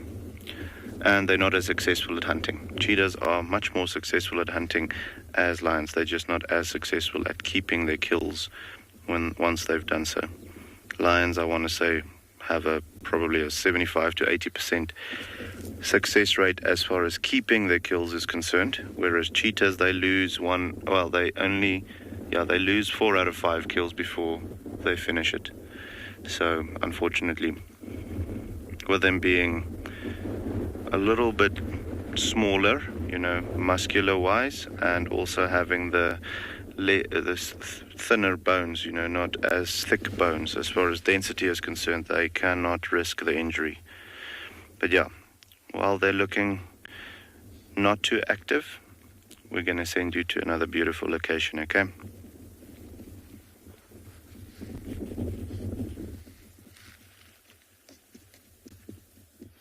We have left Tandy just for a while. Another vehicle is there, so we can let them enjoy her. And I've came to Sedgwick's house. But sadly, the chick's not in view. Mama's obviously returned. But seeing the chick alone now will be a commonplace every single day. And I do have my artistic work of the day ready. Once again, do not judge me. I have copied it directly from a book, The Owls of Southern Africa by Alan Kemp and Simon Colburn. I am not taking any credit, but unfortunately I can't show you the book. So I'm going to try and hold it like this. And here we go. This is the stage we're at now. Beautiful. Oh no, okay, I'm going to hold it here. I can't use my porky pointer. And they say that this stage that we're at is anywhere between 4 and 7 days. And you can see the writing directly copied from the book. Immensely rapid development in the first few days, as we've seen. Large bare area, bare is spelled wrong, excuse that, of skin appears because of the growth. Take a look at this image. This one here, yeah. Large bare area of skin appears because the growth of the body outstrips the rate of growth of the intermediate feathers. So that's why you see lots of skin at this stage, just skin. The growth of the body is sort of taking place at a faster rate than the feathers. The structure of the feathers are emerging. And you will start to see dark fleeks among the residual down. And you'll start to see other feathers come in. There's 2 types of down feathers. There's the first one, and then there's a second round.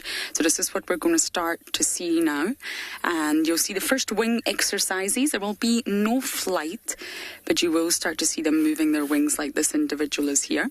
And again, as the last stage, the head and the feet look disproportionately large. Now, it does say that the eyes are said to not be fully open. So they may appear open, but not fully. It's normally after the 7-day mark that they're wide as they can be. So, that's my artistic work of the day. We're going to do it stage by stage. I did get an A for art in school, but that was many moons ago. Anyway, I'm only joking. It does come from a book. And I think it's just really nice to follow the development. I don't own the book, sadly. I wish I did.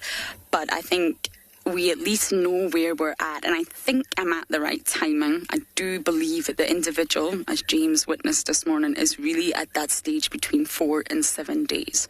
So even if I'm a day or 2 out, I still think that that's where we're at with this owl. It's very accurate, and we did see a glimpse of the chick earlier. It is under Mom's wing.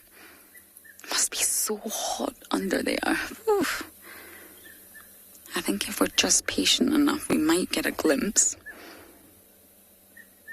And within the next few days, we will have a name for you, I promise. It deserves a name.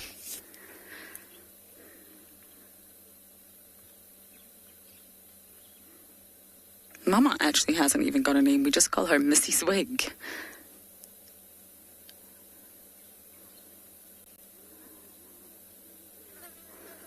Oh, ye Harry Potter fans, the name came from Hedwig.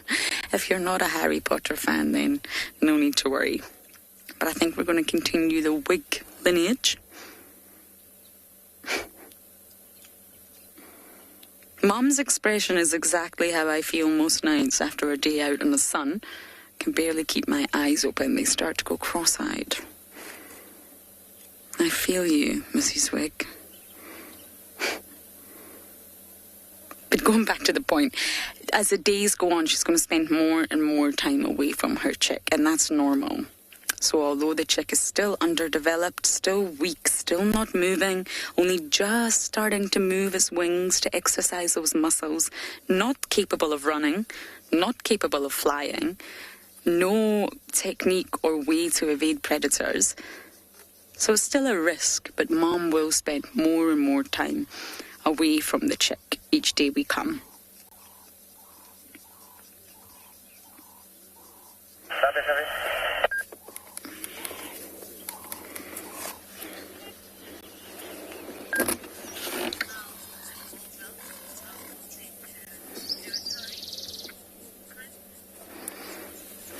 Didn't catch that name, but they're not kicked out. I think kicked out is probably the wrong terminology, but it's very, very normal for youngsters in mammals, birds, even fish actually, although it's slightly different, to disperse to their own grounds, especially for a male.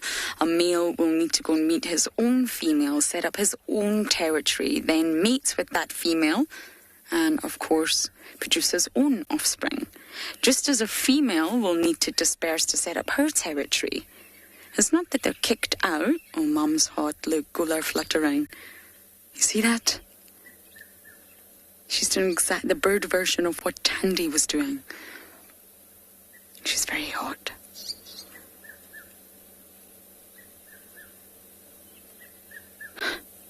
We can't actually see it, but she's fluttering the tissue in her throat in order to create moisture, to pump air in and out, and cool through evaporative cooling.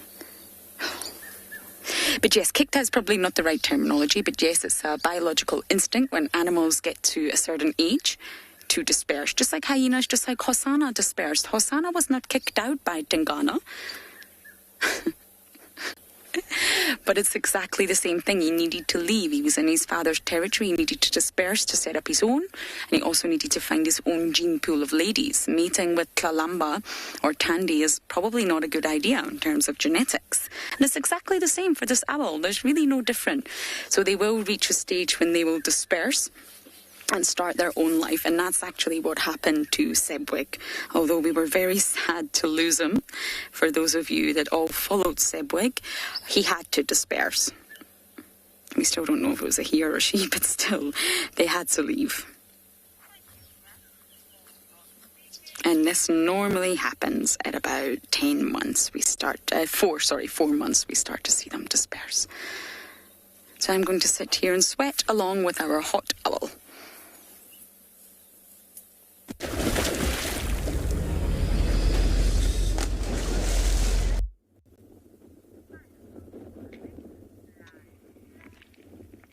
Alrighty guys, so still not a lot of activity around here. The boy on the left hand side every now and again pops up his head just to make sure that we're still here. But yeah, these two males are very relaxed. I have to say, with certain individuals of cheetahs in Tswalu, we are very blessed that they are super chilled. It's them and then that female with the little ones that we've been following for up until about the last 2 weeks. And then there's a couple of other individuals. When you go far west and south in the reserve, then they become a little bit more skittish. But these two boys are always a real treat. I mean, we are standing not 25 meters away from them. And for them to be sleeping as soundly as they are at the moment, that just shows you how much they, are fine or trust the vehicle by now. So often when our trackers are busy following up on tracks and so on, they find them on foot, and they are completely relaxed with them on foot as well. So you'd find standing 25 meters away from them, they'd just lie under the tree until someone comes and picks up the tracker with the vehicle. So super, super relaxed, very happy to have cats that are like this, especially comparing them to the ones that I told you in the southwest, that's running at around 150 meters. As soon as they see a vehicle, they just move away because they don't know. So yeah. Happy to have found these two boys, especially for you guys.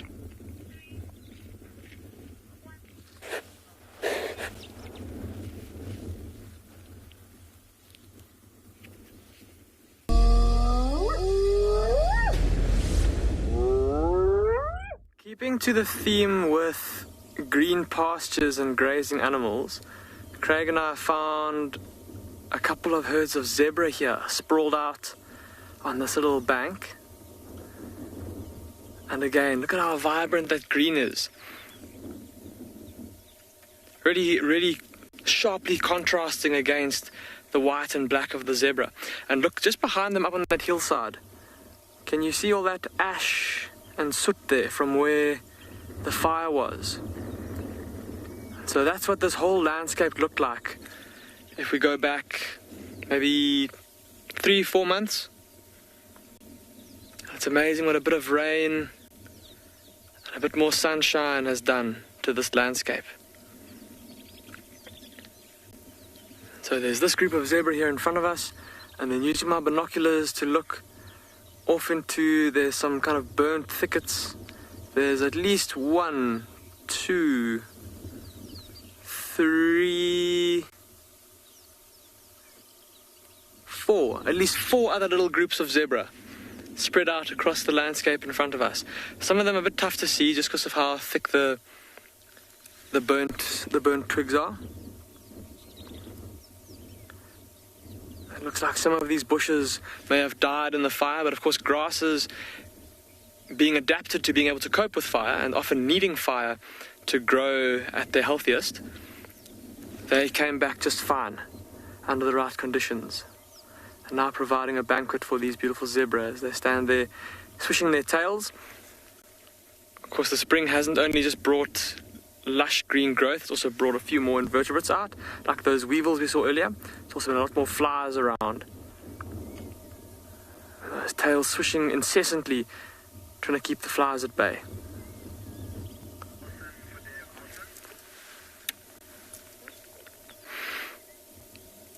And if we just look off to the left from this group of zebra, there's a bit of a ravine. I don't know if you can see that with the rocks along the side there. There's a lot of dense thickets down there, lots of foliage down there. A perfect spot for animals to hide during the heat of the day. And apparently this morning in this area there were a couple of black rhinos that were feeding out in the open on some of these low-growing shrubs, low-growing bushes. And that's what Craig and I are hoping to find now. I imagine with the heat of the day, these black rhinos would have gone either into this ravine to shelter from the sun, or there's a couple of thickets of big tambuetes to our north. They might have gone in there as well. So we're just going to have to drive along and carefully scan into these denser areas. Because I'm pretty sure now, with the temperature cooling off a little bit, and with black rhinos often being a bit more active at night, pretty sure that these black rhinos we're looking for are going to start to move around a little bit. Maybe come out into the open again to come and feed on these shrubs and these bushes.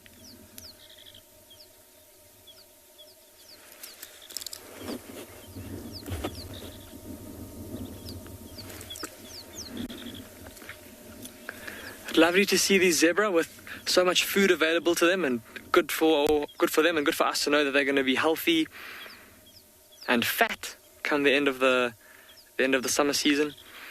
Craig and I are going to leave these zebra. We're going to keep on searching for any sign of that black rhino.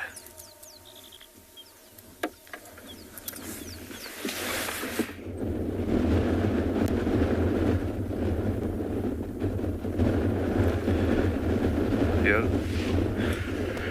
Alrighty guys, so yeah, just as you can see, still relatively static.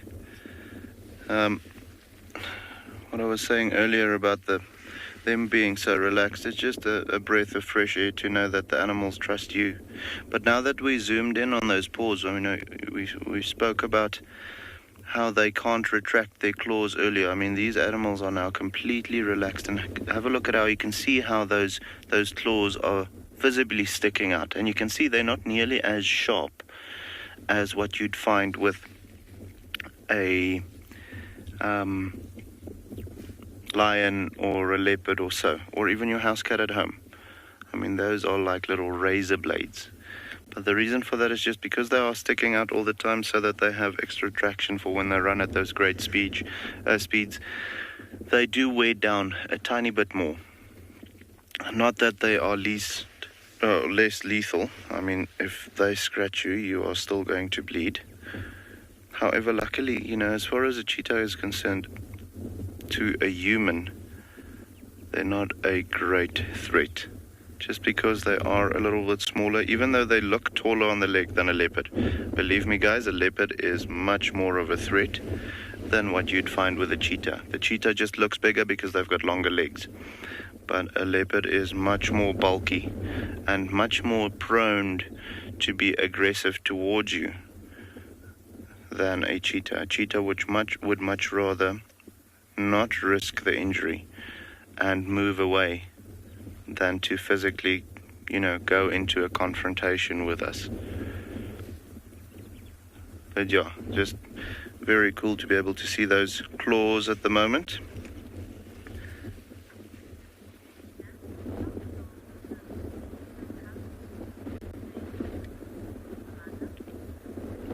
We just had a question from Sinak. How long does a cheetah cub needs to stay with his mother?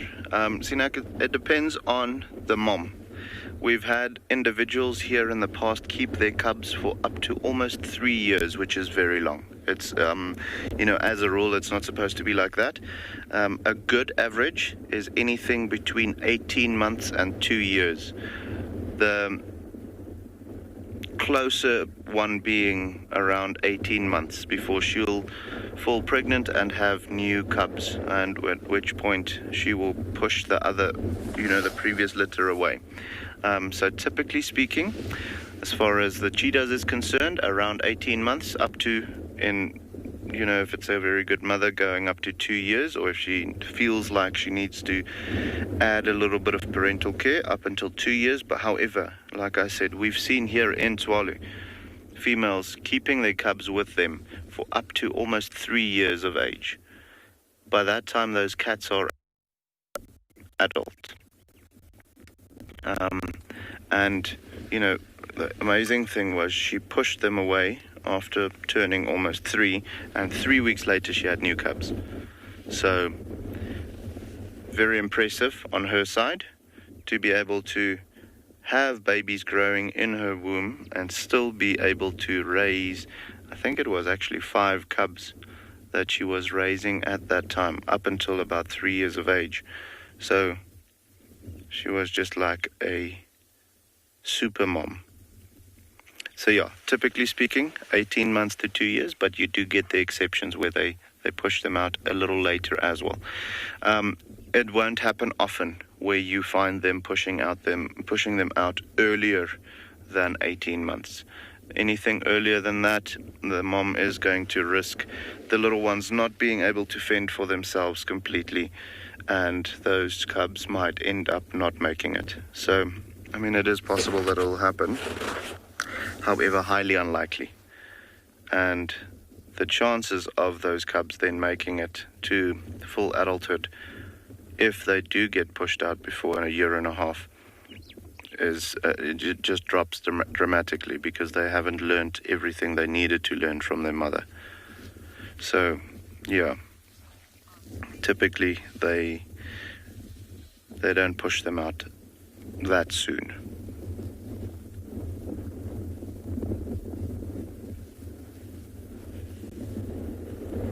Now, believe it or not, there is a leopard there. She's just remarkably flat in the grass, and all we can see is the panting. So she went to Twin Dams, had a huge big drink, and now she's came back to the exact same spot down in the Mulwati to get some shade. And it's definitely not great visuals, I'm afraid. I think Tandy will be lalapansy, as they say here in Shangaan, for quite some time. I think we've got about another hour before Tandy starts to move. There's a very upset squirrel somewhere. Hugely upset. Possibly because Tandy's in the area. I'm not sure if you can hear that noise. It's not a bird, it's a squirrel.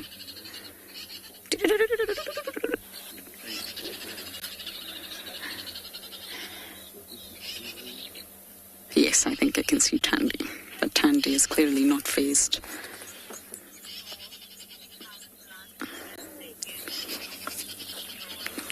Joy, not necessarily, no, because leopards' claws are protected in a sheath. So the normal sort of resting position for a leopard when they're sleeping or they're not doing anything, they're hanging out in a tree, the claws are actually inside the protective sheath. Now they call them protractile claws, but actually they're probably the correct term is retractable claws.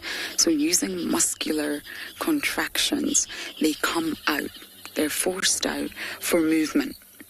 So when they need to hunt, or they need to defend themselves, or they need to climb a tree, they then bring the claws out. And they do sharpen their claws. They use trees and hard ground to sharpen them. But just by walking, when you follow a leopard walking through the sand or walking along the road, their claws are not out, not like a hyena's or a wild dog or even a domestic dog. They're inside a protective sheath. And it's for that exact reason, Joy, in order to keep them sharp, because they wouldn't really be able to survive without them. Wow, these views are remarkable. I hope you're all enjoying this incredible sighting of Tandy. Oh, right on cue. Thank you, girl.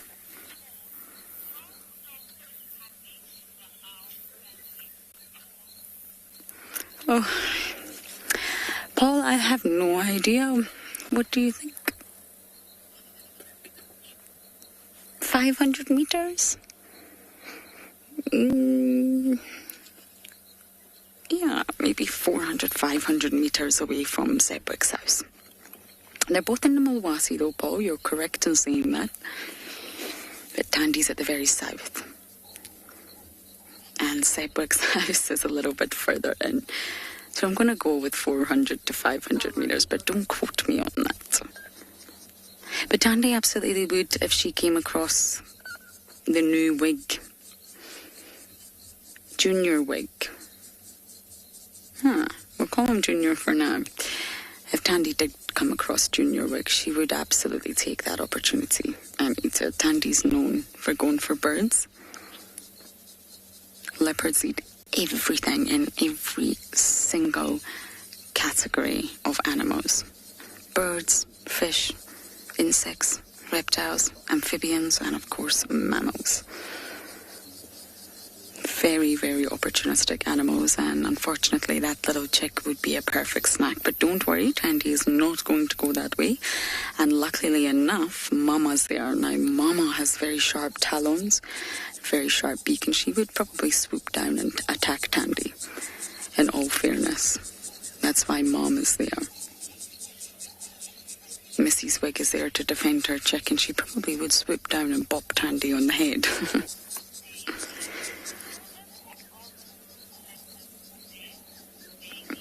Daisy, you're looking at her. Tandy and Tingana are both the oldest leopard and leopardess in this area. Now, leopards have been known to live a lot longer, but in this area, as we speak in the northern sector of the Sabi Sands, Tandy and Tingana are the oldest at 14 years old. Leopards have been known to live to 18. But as it stands right now, it's Tandy and Tingana. And she's still in great condition. She may be a bit stiff in the morning, but aren't we all? Okay, so we're going to sit with Miss Tandy a little bit longer, and hopefully at some point she gets up.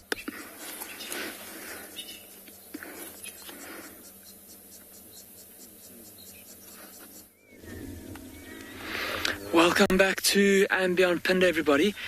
Now, this might be quite a tough view, but we have managed to find a black rhino.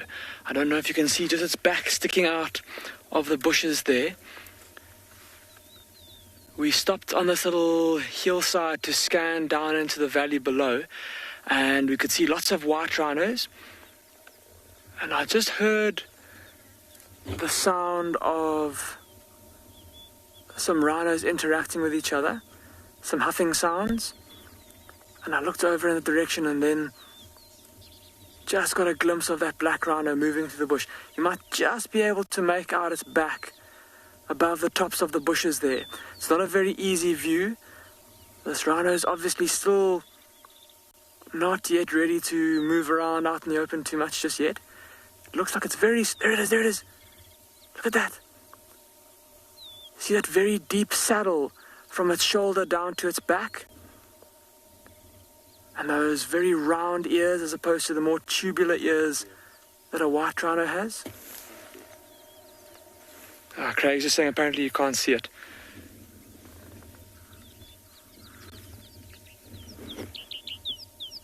There's 2 black rhinos there.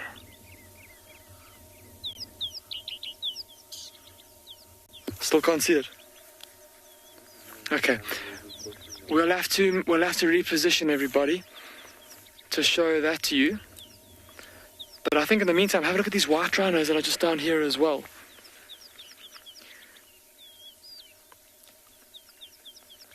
Looks like a mother and her youngster, almost grown youngster,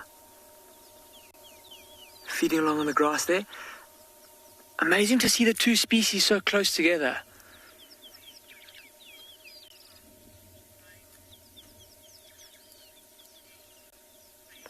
Craig, you're asking how much grass white rhinos would need to eat a day to survive.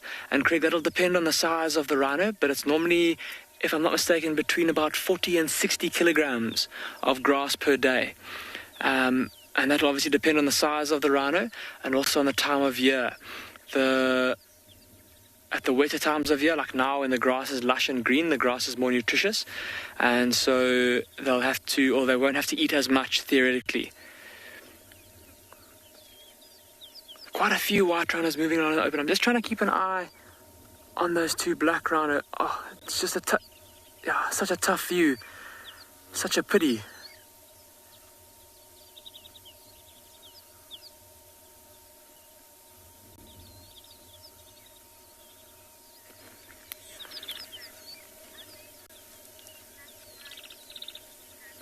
Tammy, you're asking if there are a lot of black rhinos.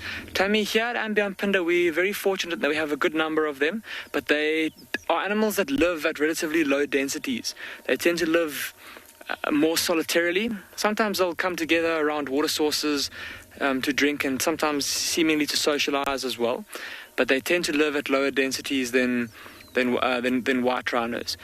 They are a critically endangered species of rhino. If I'm not mistaken, I think there's only about somewhere around 5,500 of them left in the wild in the world. So that's a very, very, very low number, obviously.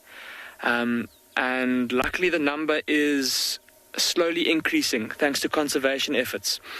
They're a rhino that is a lot more widespread than these southern white rhinos. They found across a much greater expanse of Africa than these southern white rhinos. Found all the way from kind of down here in southern Africa, Namibia, the north of Botswana, historically kind of Central Africa, and even now up into East Africa. I'm sure you guys have got to see them up in the Masai Mara. But yeah, like I said, they're living at much lower densities than these white rhinos, so a pretty rare animal to see. And it's all thanks to conservation efforts that these numbers are increasing. And one of the things that we do here at andBeyond Phinda is we're part of a project called the Black Rhino Range Expansion Project. Oh, the black rhino's out. They're out in the open. There we go. Well spotted, Craig. There's the black rhino. Look at that. Look at how it's sniffing. It's got its head up in the air. And now it's trotting quite quickly through the bush. It's almost as if she got a fright from something. It looks like a mother and her calf. There's a much smaller rhino in there with her.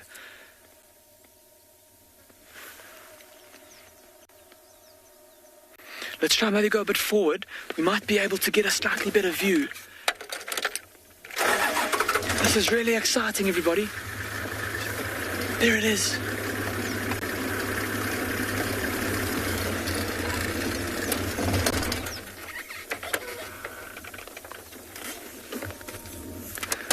So she's currently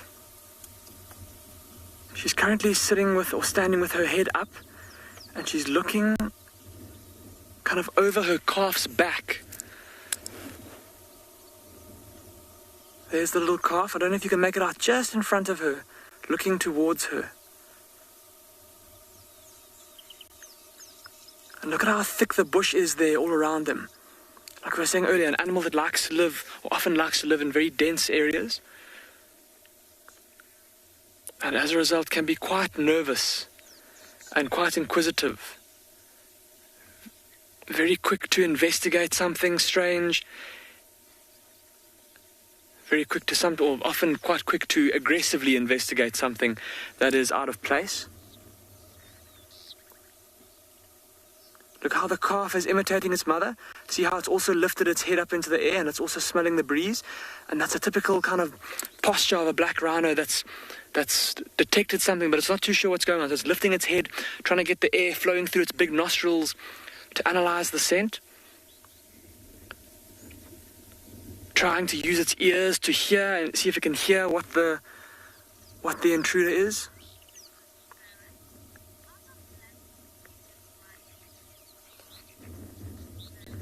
Mrs. Farrett, you're asking if female black rhinos are endangered. Mrs. Farrett, all black rhinos are endangered. Like I said, as a whole, as a species, there's only a little more than 5,500 left in the whole of Africa, or in the whole world then, basically, in the wild. So yeah, both males and females are endangered. I can't believe this, everybody. We said we were going to go try and find a black rhino. And amazing to have found two in amongst all of these white rhinos.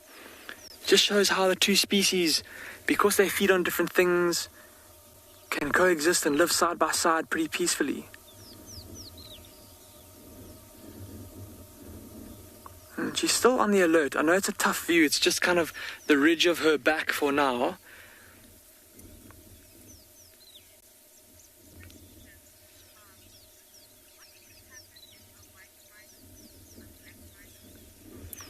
R2, you're asking what would happen if a white rhino met a black rhino. R2, I've actually watched it happen once, and it was quite funny to watch. Like I was saying, the black rhinos are a lot more kind of jittery, a lot more nervous, a lot more inquisitive, and also quite a bit smaller. And I watched a black rhino once walk up to a massive white rhino bull and smell it, and they almost touched noses. The black rhino came right up to the white rhino and smelled its face, and the white rhino just kind of flinched, and the black rhino got a fright and started to run around in circles. And I don't know if you've ever seen a lamb when it's excited, and how it kind of jumps, it bounces up and down with its front legs and spins in circles. And that's what it started to do. I don't think they do that 100% of the time, but the one time that I've seen them interact, that was what happened. But most of the time, I think they'll just basically ignore each other. They might investigate, but neither one really poses a threat to the other, so they'll normally just ignore each other. That black rhino cow is still looking very carefully off to the left there. Oh, I can hear a second vehicle. There's another vehicle on the other side of the hill in front of us. It must be that she saw or heard that vehicle, and that's what's making her a little bit unsure. I think we're going to spend a bit more time here, Craig and I. Maybe try for a slightly better view of this black rhino. Wouldn't that be exciting if she came out into the open?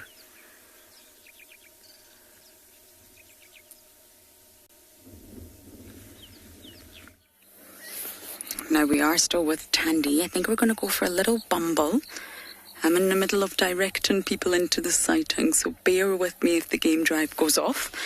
Go to a bumble, just check the water holes nearby, and then we will come back to Miss Tandy, and hopefully by then she'll have woken up a little bit. Well, she's awake, but you know what I mean, she's up and moving a little bit more.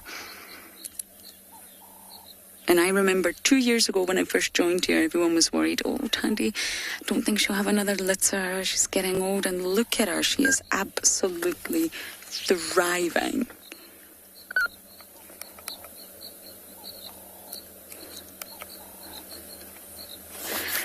I think you've gone the wrong direction. You're heading north, turn back south, and you'll see us go towards Gowrie Main and the Mulwati. Sorry, I'm the only person on lock, so I have to direct them in, I'm afraid, and then we can hand over the lock. Right, I'll wait for them to get into position and I'll join you. Ooh, she's getting up. Nope. We're going back down again. Okay, let's reposition. We're definitely not going to get a view from here. She's doing well to get the shade, though.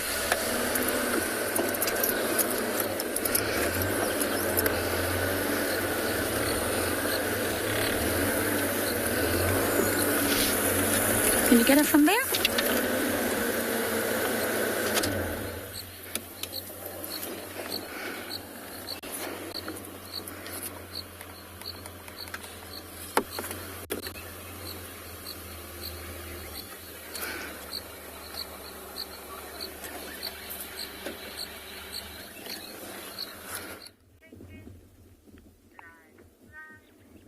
Alrighty guys, so a little bit of activity. We actually have Kyle, you all know Kyle, that alternates with me on the drives, that has got his vehicle with his guests coming towards us now. So that caused this guy, and I think the sun also, caused this guy to get up a little bit. As you can see, he's just changing positions. But what we are going to do though is, with them being relatively static, we are going to just finish this conversation with you now, and then as soon as we see that they are not looking to do something anymore, then we're going to move on and see what else we can find. Maybe there's something else that's already active. But like I said, for the time being, that tail flicking, I think, is the only action that we are going to get. Luckily, we have other vehicles that is pulling into the sighting now that is also going to keep an eye on the cheetahs for us. So as soon as they do get active, they'll let me know, and then we'll come back this way and see if they don't want to, like I said, mark their territory, or maybe possibly start hunting or something like that. You know, a little bit more horizontal movements. But yeah, I think what we're going to do is move on now. The first vehicle has just pulled in, so we are going to move on and see what else we can find, okay?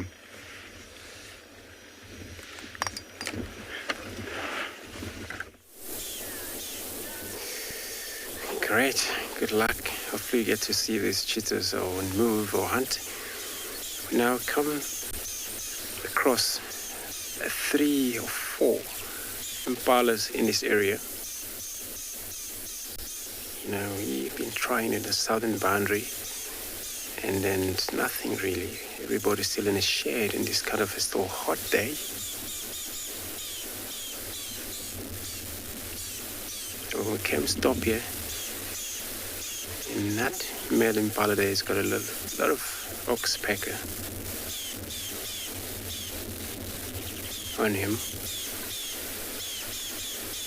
There's this oxpecker that do a very important role on any of animal out here, except the elephants and the cats, and the small animals like these type of scrub hares and things, but mainly antelopes. They always associate with the antelope, like what you see there. So like 3 of them.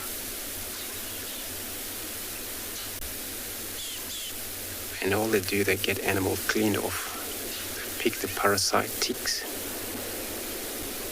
mainly.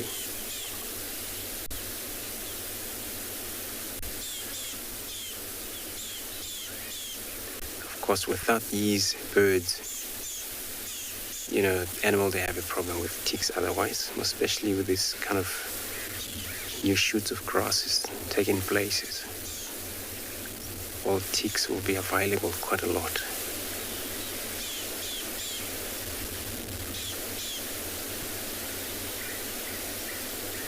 And he looks like he got used to those birds as well.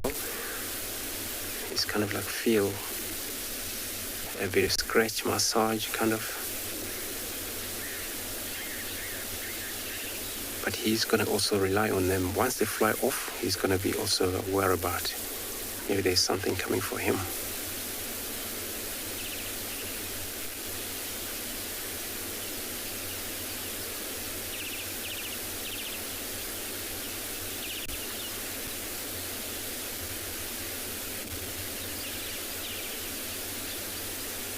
And these birds, probably since it's very hot, they always open their beak when they're not picking on any of the animal skin there.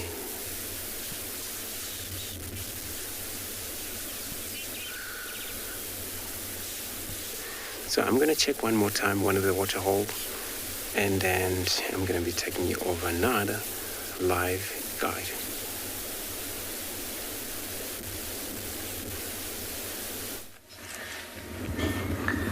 Craig and I have managed to get a slightly better view of these black rhino, and from this vantage point I'm not 100% sure just yet, but I think there might even be 3 black rhinos here.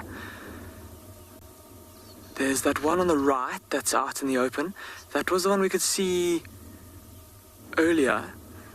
I haven't had a glimpse of that calf yet, and that's why I think that there are 3, because look to the left of this one that's in the open. There's just the back and the rear end of a second adult that's now concealed behind a guarri bush.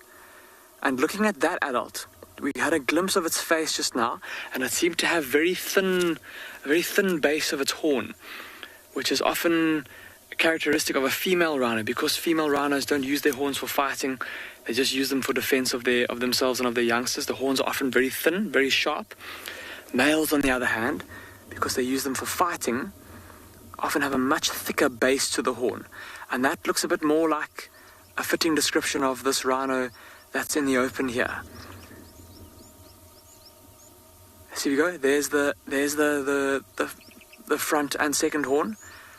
And did you see how thick the bases were?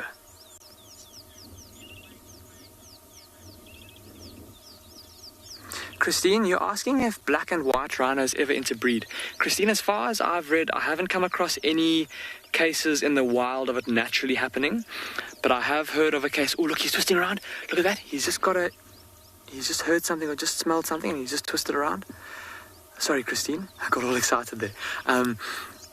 I've read of a case where in captivity, I don't remember if it was artificially done in a test tube, so to speak, or if it was kind of incited or invited by the zookeepers of the zoos many years ago, and they got a hybrid between a black and a white rhino, and it was, of course, infertile, and I don't think it didn't survive very long. It died not long after it was born. Didn't make it to adulthood. I think I've made this joke before. So I'm so tempted to say, it made a grey rhino, but that'd be a bit corny, especially since it's the second time that I've made that joke. But anyway, let's move on from that. This black rhino still with his ears pricked forward, and our suspicions have been confirmed. There is a second vehicle here that we couldn't see earlier, and that's exactly what these rhinos are looking at. What this rhino is looking at. The wind is blowing directly from that vehicle straight to this rhino down here, and he might not be able to see the vehicle very well because of his vantage point down there in the bushes. But he can no doubt smell them and hear them. And so I think he's just investigating, trying to see what they're doing, where they are. See how that nose is tilted up into the air? Trying to gather as much information as he can with his ears and his nostrils. The other rhino appears to have relaxed a little bit though. She's standing with her back end to the sound of the other vehicle. I'm still using my binoculars, trying to see through that guarri bush, to see if I can't see if there is a calf there.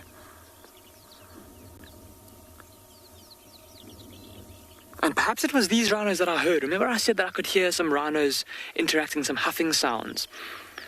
And I wonder if it's not maybe this bull that was trying to, maybe he's making some advances on this female, trying to see if she's an estrus.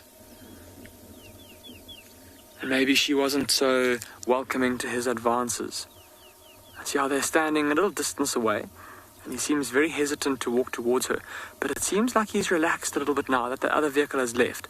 And so now we'll hopefully see a bit more behavior that's a bit more natural, not being impacted by the sound of other human voices. See, we're sitting here, and he's not really paying any attention to us. We're talking nice and quietly. His ears are kind of flicking all over the place, not really focusing on us. So let's see what happens now. It's almost like a stalemate where he's just standing here and she's standing on the other side of the bush.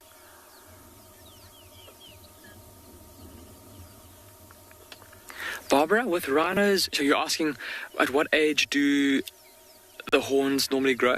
Barbara, normally by about a year, that horn is already starting to become quite prominent. You can already see quite a pronounced little tip coming from the top. And then it's normally by about 7 years that it gets to its full length. And obviously with us taking the step to dehorn the rhinos here at andBeyond Phinda to keep them safe from poachers in conjunction with many other things that we do to try and keep or to try and prevent poaching. Because the horn grows like a fingernail does, we have to dehorn them, if you will, every 18 months or so. That horn grows back just like a fingernail, so it grows normally about 11 centimeters a year. And so we'll try and keep it as short as possible, obviously to make them as unattractive to poachers as possible.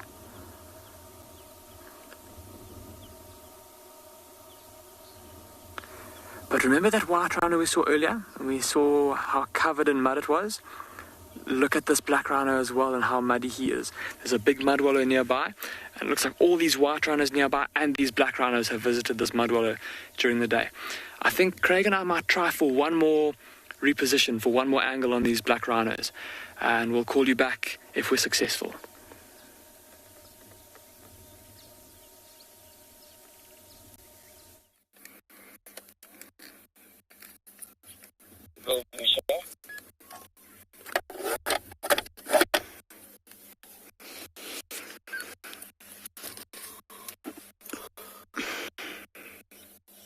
We'll come in for Michelle. Hi, Michelle.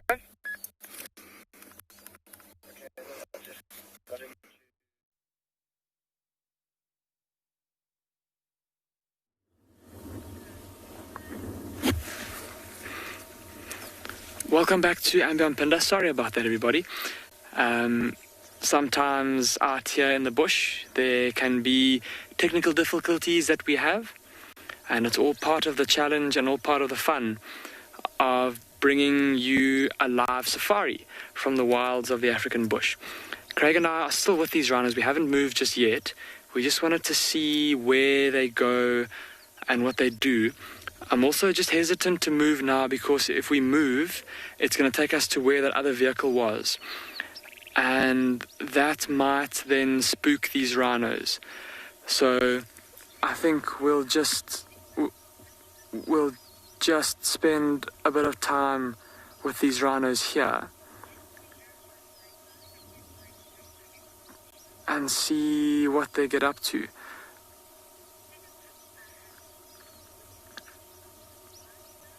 Look at how that bull is shuffling around. He's now looking in the direction of some white rhinos that have been slowly approaching in their direction. They've gone behind some bushes for now, so we can't see them. But we've been talking about this interaction between white and black rhino and how interesting it can be and how it's very special to see it. And I can't think of a better chance for it to happen because right now, like I said, there's these 3, or at least 2, possibly 3 black rhino right here in front of us. And there's a lot of white rhino that also seem to be feeding in the direction of these black rhino.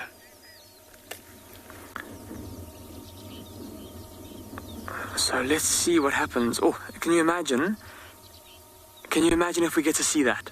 A black rhino and white rhino interaction. It's going to be absolutely incredible. I've just noticed now, this black rhino bull that we've been looking at with his back to us, who's a bit more out in the open, have a look at his right ear. Every now and then when it goes forward, you just get a glimpse of how it's got a big tear in it. It's got a big flap of skin that's hanging down. So he's obviously torn it, maybe while rushing through the bush. in response to some danger.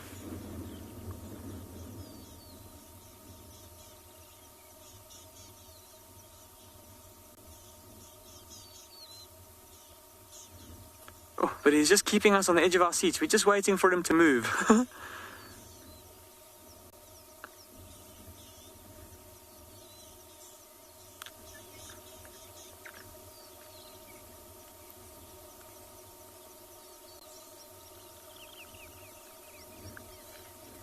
But he doesn't look like he's in any hurry to go anywhere anytime soon. I think, like I said, with these black rhinos being slightly more nocturnal, it'll be the night time, the cool of evening that they'll be waiting for before they really start to move around. And once it does get a bit darker, this bull, I said, if he's just turned around, look at that. I wonder what made him do that. The wind is suddenly blowing a little bit harder from the left-hand side. And he's turned around. Oh, look, he's facing towards us. That's very strange. The wind is still... It might be that the wind has shifted ever so slightly and is now coming more from the north than from the northeast. And maybe he's caught our scent now too. And see how he's turned? But his head's up. And we'll see if he maybe turns to face towards us. Because for now, even though his head's up, he's not facing directly towards us. He's not super tense. So I think he's just taking in the scent. Maybe just got a whiff of something.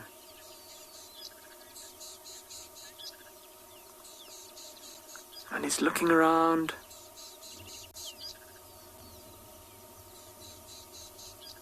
Relaxing a little bit now. That's good.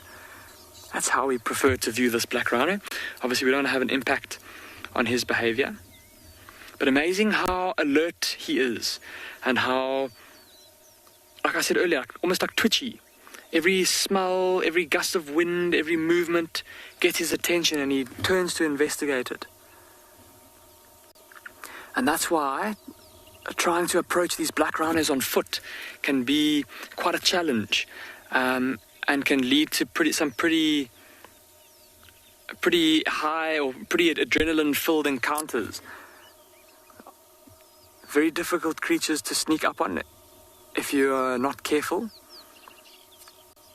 Of course, we should always be careful when walking out in the bush. As long as you're downwind of them and quiet, you should be all right. But often tracking a black rhino entails going into very thick bush like where this black rhino is now. And then you could literally have a scenario develop where you don't realize the rhino is there until it's too late.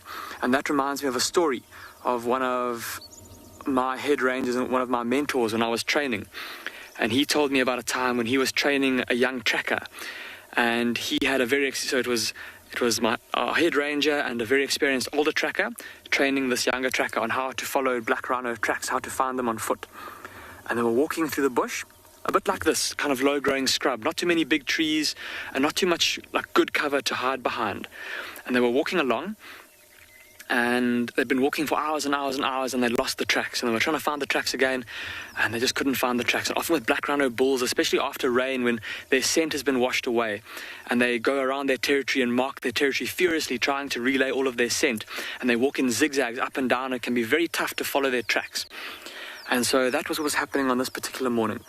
And it was getting hot, and eventually everyone was a little bit tired, and our head ranger said, no, you know what he's going to do? He's just going to go a little bit further forward, and he's going to check to see if he can... Barbara, I'll get to your question just now. And he said he's just going to climb onto this little termite mound in front of him to see that if he can maybe stand up on the termite mound and scan with his binoculars to see if he can spot the rhino. And as he got to the termite mound stood up. The termite mound was not a termite mound, but it was the black rhino bull that they had been trying to track down the whole morning. And the black rhino saw him, and he saw the black rhino, and he turned around to tell the two trackers to stand still. And as he turned around, all he saw was a cloud of dust as the two trackers disappeared rapidly in the opposite direction. And he looked back at the rhino, and he made the decision. Luckily, the rhino was looking the wrong way, and so he also snuck out of there as quickly as he could. And luckily, the rhino didn't see any of them or didn't detect any of them. Of course, that is the golden rule, generally speaking, in the bush, is that you should never run away, because that's when things can go wrong. So yeah, I did well to escape that situation. Sorry, Barbara, you asked how old a rhino is when it's born. Barbara, depending on the species, it's normally around 40 to 60 kilograms. Obviously, with a white rhino, it'll be slightly heavier, and a black rhino, a little bit less. Black rhino's being quite a bit smaller size-wise than a white rhino. A big white rhino bull weighing upwards of 2,000 kilograms, and a black rhino, a big bull, maybe between somewhere around 1,000 kilograms.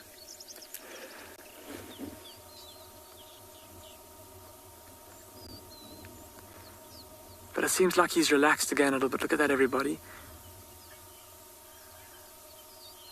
Charles, you're saying you think he can hear us?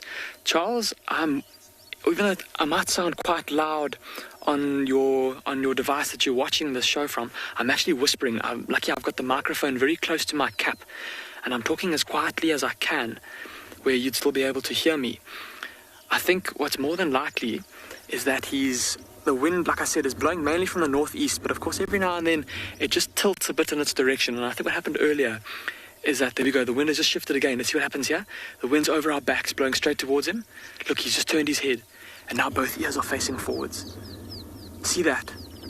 He's just got our scent again, and his head is lifted ever so slightly once more. And so, Charles, his ears are, you've very correctly observed that his ears are facing towards us, and so you're saying that he's listening to us, but I think he's just caught a whiff of our scent, and he's just listening in the direction of where we are to see. He smelled something here, and so he's trying to see if he can hear something here too.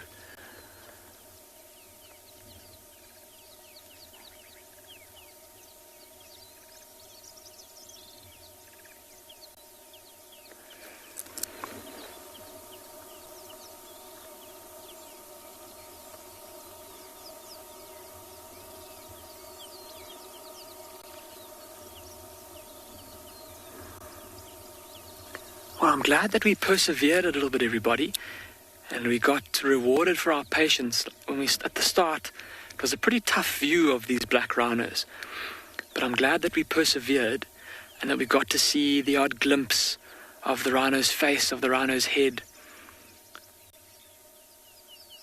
A little bit far away, so tough to see that very characteristic pointed prehensile lip of the black rhino, but nice we got to see some of the other features, like I mentioned, that very deep saddle. It was how we identified it initially as a black rhino in amongst all of these white rhinos.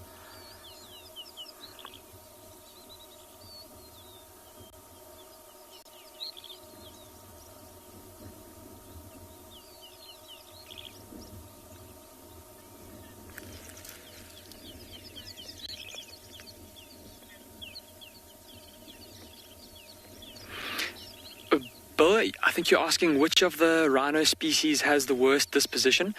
Bill, I can't speak for the rhinos in Asia. The Sumatran, the Javan, the Indian one-horned rhinoceros. I haven't had any personal experiences with them.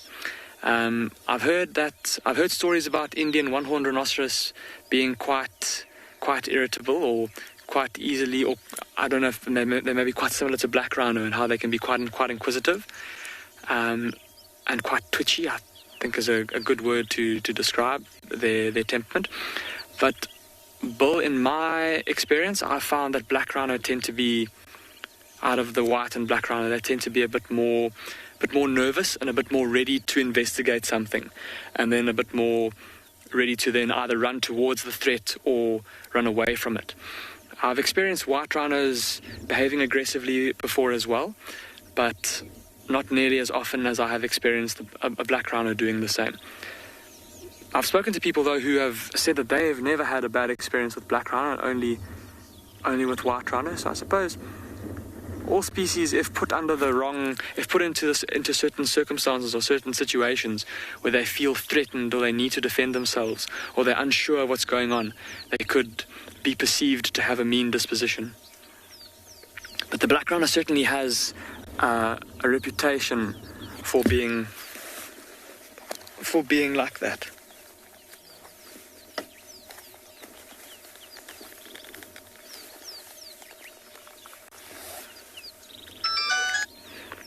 Sorry about that, everybody. We just lost comms there with Final Control. Just had to get back onto the cell phone call with them.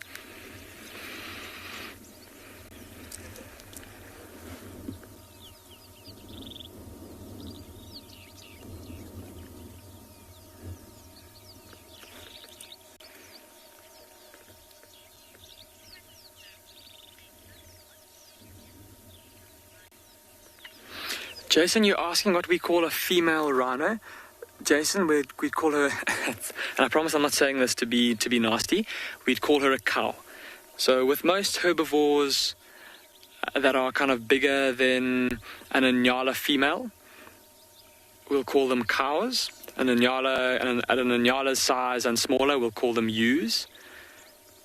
And it's the same with the males, so then the males will then be bulls. Everything from an Ngala bull and bigger will be bulls, all herbivores. So a giraffe bull, an elephant bull, a hippo bull, and hippo cow, and a rhino bull and a rhino cow.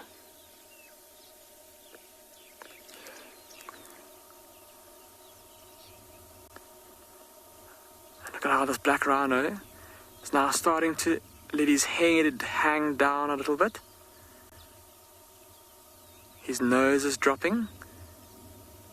We've spoken quite a bit about rhino body language today, everyone, and just that behavior, that movement there of him letting his head hang down, quite indicative of the fact that he's now relaxed. That wind is now in our favor again, and just as I say that, it changes direction a little bit and he looks towards us once more.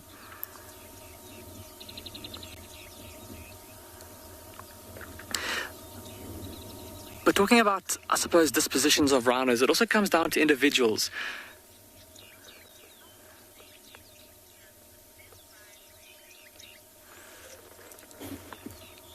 Yogeshwar, you're asking if after mating, if the male rhino will separate from the female? Yogeshwar, yes. He will play no part in the raising of the female's offspring, at least no direct part. Her home range might be within his territory, and he might therefore indirectly keep other rhino bulls out of the area. But he won't help with raising the calf. And with black rhino, it's typical that they'll court for quite some time, just like with white rhinos. And there's often quite a couple of mating events that happen during their courtship. But once that's all over and the male is sure that he's mated with her, he'll move off and leave her. And then he'll carry on with his life, patrolling his territory, looking for other females, keeping out other bulls,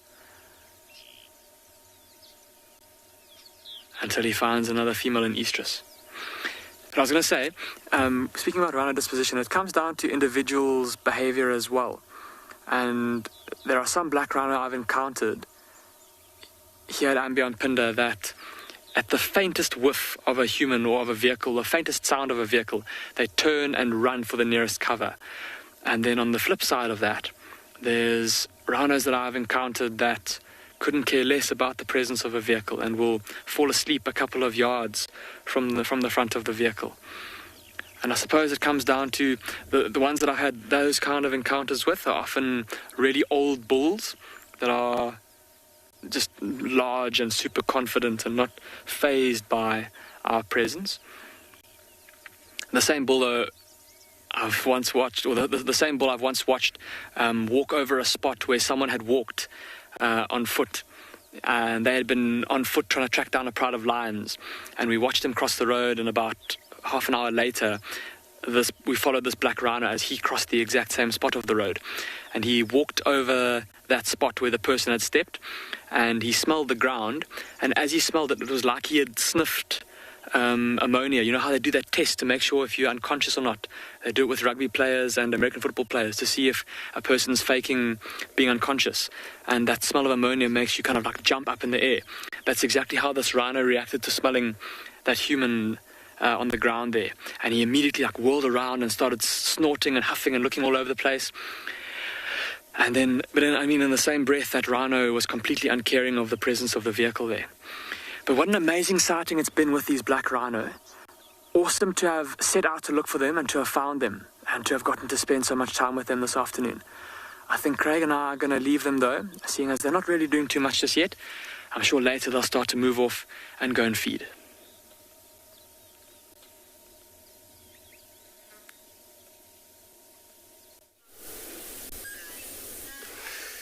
Great. So we come to this position of a leopard, who I think must be Talamba, who was called in by one of the guide, and we in not far away from where Tandy was seen, I think, just slightly north of there, but in the same ravine area, which is we in Mlowati.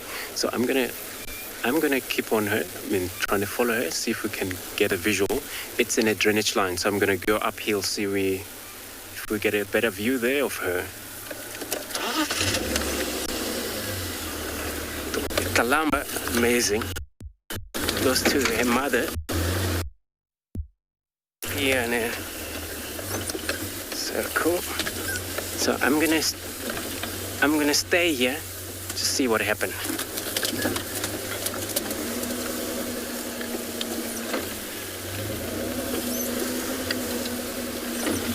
Unbelievable moment here. Corky, I haven't seen her in so long, just walked past Tandy and didn't see her but could smell her. It was incredible. She was about 2 meters away from the car, just smelling. She knows there's a leopard here. And I can't scientifically prove this, but I'm convinced she can identify each leopard separately. I'm convinced. And she's got a huge injury on her left elbow.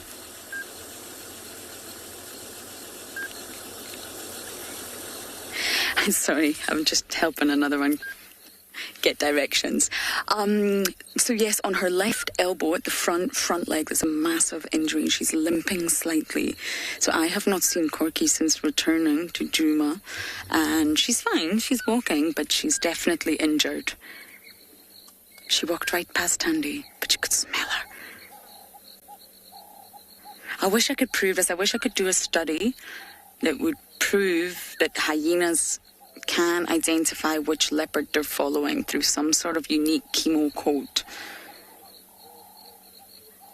They'll know this is female leopardess Tandy. Of course, they will not know the name Tandy, but they'll know, this is the older leopardess, yes. This is Talamba, yes, we're following Tingana. I'm convinced, but of course I can't prove it. There's no way that animals that rely on their nose so heavily and live in a sort of chemosensory world will not be able to know that. Following leopards out here in the Sabi sands is a crucial part of a hyena's life. Yes, they are scavengers, but that's okay. So many animals scavenge, and it's necessary. It's an ecosystem function that we, even as humans, could not survive without. Not all ecosystem heroes wear capes. They really are heroes. They clean up an environment. They do a job that no one else wants to do, just like the vultures. They're not liked for it, and it gives them a bad reputation. But hyenas clean up the environment, remove disease, remove parasites, remove decay and rotten flesh for all of us. And an ecosystem would not survive without it. So living in a chemosensory world, following leopards, yes, they steal kills. Yes, they kill one another's offspring, which is the hard truth of nature. It's also important that they survive too, and they do the function of cleaning up the remains that no one else wants to.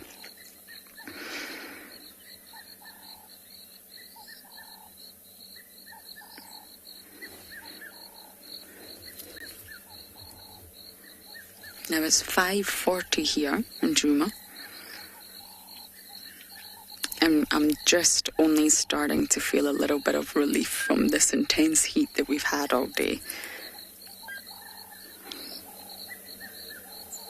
I do wonder if Tandy will feel it too and if she will start to move.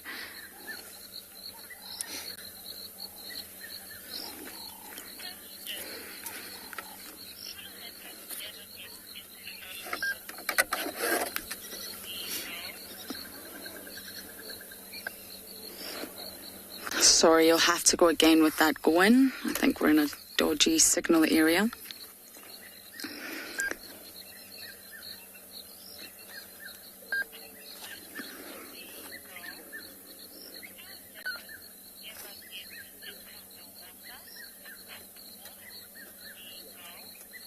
Girl, I've never seen a leopard go into the water. Jaguars, of course, do. They jump into the water all the time, especially to hunt crocodiles, caiman crocodiles. But Jess, I've never seen a leopard get in.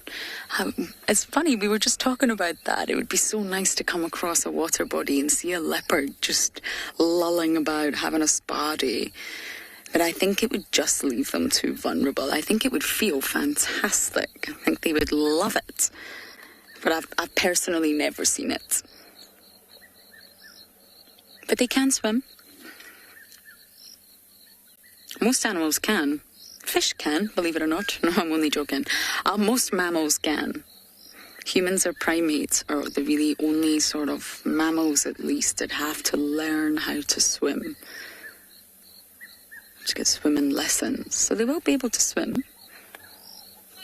But I've never seen it. Okay, we're going to sit here and enjoy the evening getting cooler.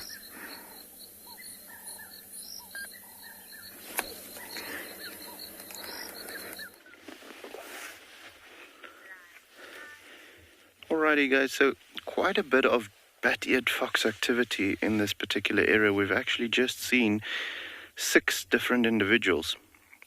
That is weird to see them out this time of the afternoon. They have noticed us and they're a little shy. There's one going there under the tree way in the distance. But it must be a case of high insect activity currently, and that's causing them to, be active so early in the afternoon. Typically speaking, you won't find a bat-eared fox moving at the moment. They should be in their burrows, which is quite cool, to see that sometimes we think wrong. And that they just, do whatever they want to. But like I said, must be high, I want to say termite activity, where the bat-eared foxes, predominantly they feed on termites, because they are such good diggers and they use those huge ears to listen for insect movement underneath the surface of the earth and then dig to get to it. They do go for termites quite often. They do go for beetles and scorpions and those types of things as well. But about 75% of their diet consists of termites. High in protein, so very nutritious for them. It makes sense for them to do so. And there's far more termites out here than there are scorpions. But yeah, very interesting for me to see that they're active now. It is still very warm. So, for them to be busy foraging at the moment, they're spending quite a bit of energy, which is why I'm saying I think that the insect activity currently around here is very good, because otherwise it wouldn't be cost effective for them to actually be out at the moment. I just jumped off the car because when I'm moving in the car, it's going to be shaking quite a bit.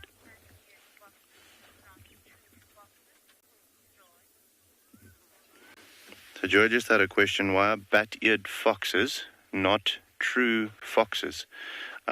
Joy, I'm going to lie to you if I tell you the direct answer. If I had to say, just by looking at their behavior, would them be more foraging than hunting? If you think of something like a Cape fox, they hunt more mice and those types of things. And they've got more of that shape. The bat-eared fox has got more of the round ears, whereas the typical fox-shaped ears is a rounded one, but with a pointy part on top. But yeah, I'm actually not sure. You know, when it comes to these classifications of animals, the smallest thing, like we spoke about it earlier, something as small as retractable claws or not will put you closely related to a house cat or not. So I'm going to lie to you if I tell you the direct answer. I'm not going to try and give you an answer. The only thing that I can think about is their behavior, and it must be a physiological difference within them as well. You know, maybe foot structure or something like that causes them to not be classified as true foxes. Interesting, though, that they are calling them foxes then, because, and like I said, a lot of their behavior does coincide with like a Cape fox, which is classified as a true fox. So I'm not sure, and I don't want to lie to you, but we're just very happy to have them around here, and you know, they are just the cutest. All of them, the bat-eared foxes, the Cape foxes, and then part of the hyena family, the aardwolf. They should have babies popping out of their den sites soon. So your heart is going to melt when you see that.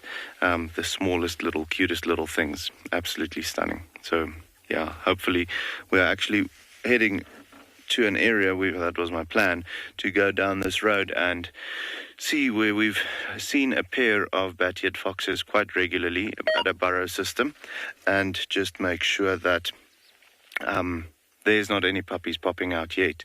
It is still a little warm, but by the time that we would have gotten there, it's probably around 20 minutes later, so there's a possibility of them being out at that time. So hopefully we will.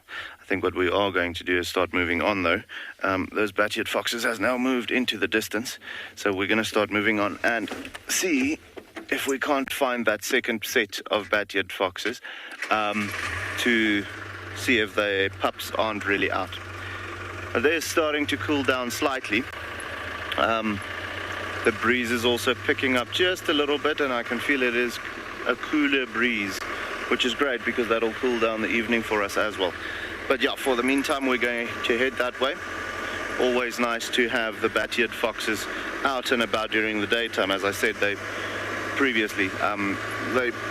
are quite nocturnal, so they typically only come out at night, so always a treat to see them during the day. But guys, if we find something interesting there by that den side, we'll let you know, okay?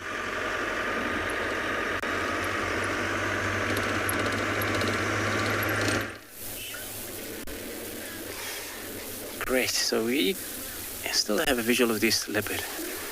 She's now on move, and as you can see how thick it is, but you know, every now and then trying to reach her, but she's still doing her own little bit of a hunt. Sometimes we have to step back a bit, but I'm going to move forward so we get another visual.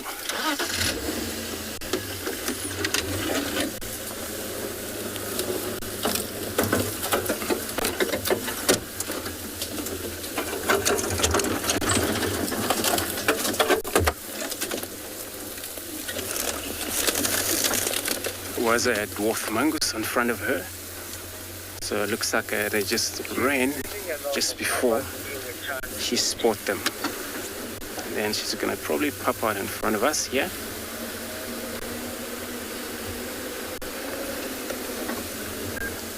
It's kind of a day where they're probably gonna get up to move so much because the temperature is slightly slowed down and all the heat, it's gone.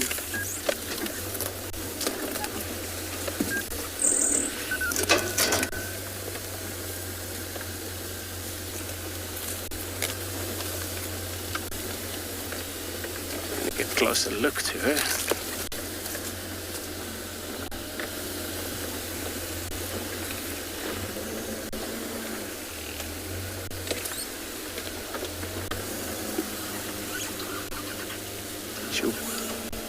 She'll pop out there on the other side of the mound. She's gonna park here. She's gonna pop out right on the right inside of us. There she is.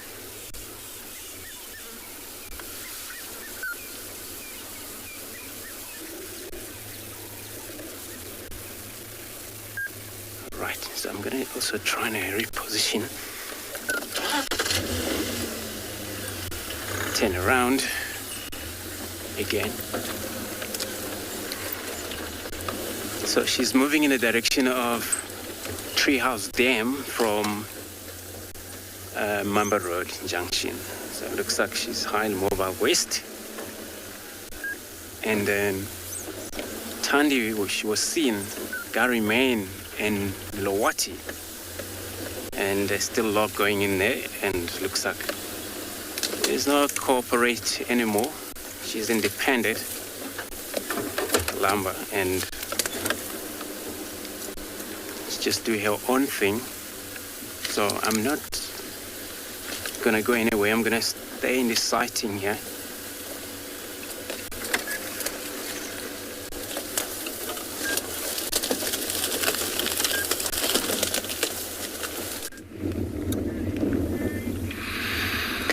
Craig and I have driven up onto a big hill overlooking the valley below. We've come out of the plains and we're starting to make our way slowly back into the mountains that are further to the east and to the north of the open plains. What a magnificent vista in front of us. These mountains in front of us, the start of the Ubombo Mountains. Look at how densely vegetated they are. Lots of big trees.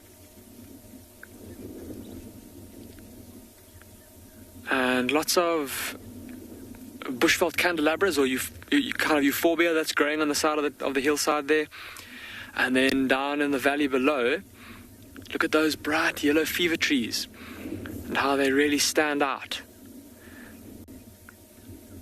Visible from far off in the distance. And because fever trees normally grow around water, they can be quite a useful tool to us if we're walking out in the bush, out in the wilderness, trying to find water or trying to find landmarks. Fever trees often indicating that there's a stream or a river or at least a river bed nearby. And we're just sitting here and we're listening, and we're also using our binoculars and scanning. Because somewhere on the other side of that ridgeline there in front of us is where we last saw that pride of lions yesterday afternoon, the ones that had killed that young giraffe. And if you joined us this morning, you may remember we were saying that carcass had been pretty much polished off. And the tracks, didn't find tracks, we saw tracks going a little bit away from the carcass, but couldn't see where exactly they went. So I don't think those lions have gone too far. And if we just sit up here and listen for a bit, now with the afternoon cooling off, no doubt those lions would have been tucked away in a thicket, and they might come out here into the open when it gets a bit cooler. Benny, you're asking if there are any leopards here on Phinda. Benny, yes there are. We've got a healthy population of leopards spread out across the reserve. We just don't get to show them to you very often, Benny, because we often have difficulty filming in the areas where they are most common. Typically speaking, leopards in general, being animals that like to be concealed, they tend to stick to the thicker bush. And also just look at how mountainous this is. So lots of places for leopards to hide, lots of thickets for them to shelter in, and from which they can stalk their prey. But yes, we do have a very healthy population of leopards. And Phinda is actually the home of one of the longest leopard projects that has ever kind of been undertaken. And it was over 10 years. And there's still kind of follow-up research ventures that take place nowadays every couple of years. And initially it was a camera trap survey to try and figure out what the population density of leopards was on Phinda. This area, before it became a game reserve that it is now, well, before it became the game reserve it is now, was made up of old farmland and old hunting farms. And because of that, the leopard population in the area was initially relatively low, and also quite unstable, in that it was made up of a lot of young animals. There weren't very many big dominant males holding territories, and so initially was made up of lots of younger individuals, but now as the reserve has grown and as this land has had time to be returned back to its natural state, the population has kind of normalized again, and we've now got a very stable and very healthy population of leopards across the reserve, with of course the big males holding territories and defending their territories against other males and against interloping males coming from neighboring areas, females holding their territories, with males, of course male and female territories overlapping quite a bit. And then all the offspring being produced on the reserve having to disperse either to new parts of the reserve or sometimes even off of the reserve. And there was an amazing study that was done on one particular young male here at andBeyond Phinda. And as part of this 10-year study, he was radio collared when he came of the age when he was going to disperse from his mother naturally and go off in search of his new territory. And it was to try and understand where these leopards go once they leave their mothers here. Of course, Phinda, not quite like the greater Kruger area that's just got millions and millions of hectares for animals to disperse over. Sometimes here, there are lots of other game reserves around us and natural areas around us, but we wanted to see where exactly this leopard would go. And he ended up walking a massive distance, if I'm not mistaken, in excess of about 500 kilometers or so, somewhere around there, that he ended up walking from andBeyond Phinda. He first went towards the coast and then to another protected area there, and then cut north from there, and carried on walking up there from there towards a neighboring country called Swaziland, and then cut up towards Kruger. And unfortunately, something must have happened to him somewhere kind of around there, the southern Mozambique, Swaziland, Kruger area. Unfortunately, his collar was discovered, and it was apparent that he had been killed somehow.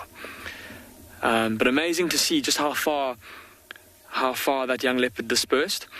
And also how, it shows the importance of protected areas, having lots of protected areas close by to each other. Sorry, Yogesha, your question was, you were asking if there are any meerkats here at andBeyond Phinda. Yogesha, no, there aren't. Meerkats tend to prefer much drier habitat, like the interior of South Africa. So you'll find them obviously up at Tswalu Kalahari. And you find them a little bit to the north and to the west of where I come from originally, Johannesburg. If you go up there's a province called the Northwest Province, which borders on Botswana. You can see them there as well. And then, of course, the Northern Cape, the Karoo, all the slightly more arid areas is where you find them. We get similar, relatives of the meerkat, other kinds of mongoose here. We get banded mongoose. We get big groups of banded mongoose that move across the reserve, and they're very similar to meerkats in terms of their behavior. They also live in big groups and sleep all together at night, and they forage together. They have little sentries that keep watch for potential danger, and if they see anything like a predator of some sort, like an eagle or a leopard or something, then they'll sound a little alarm call and they'll all go scurrying. They tend to live in very thick bush where they can use the thickets to their advantage to escape from potential danger. And I remember not long ago I had quite an enjoyable experience with a group of banded mongoose. I was out on foot walking along, and I could hear them foraging in the bush in front of me. And so I just sat down, and I sat very still behind a bush, and I didn't move. And after about 5 minutes, these banded mongoose came feeding in my direction. And before long, there was maybe about 30 of them all around me in kind of a semicircle in front of me. And it was just the most fantastic experience, them all sitting around me and feeding and busy contact calling to each other as they foraged.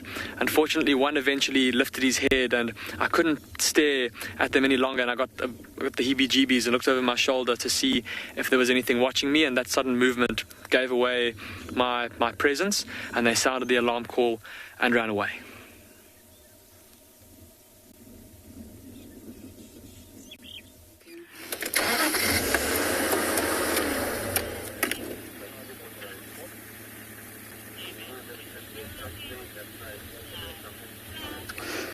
No, everyone, it's not Tandy, and it's not Tlalamba. It is Miss Kuchava, Tandy's other daughter.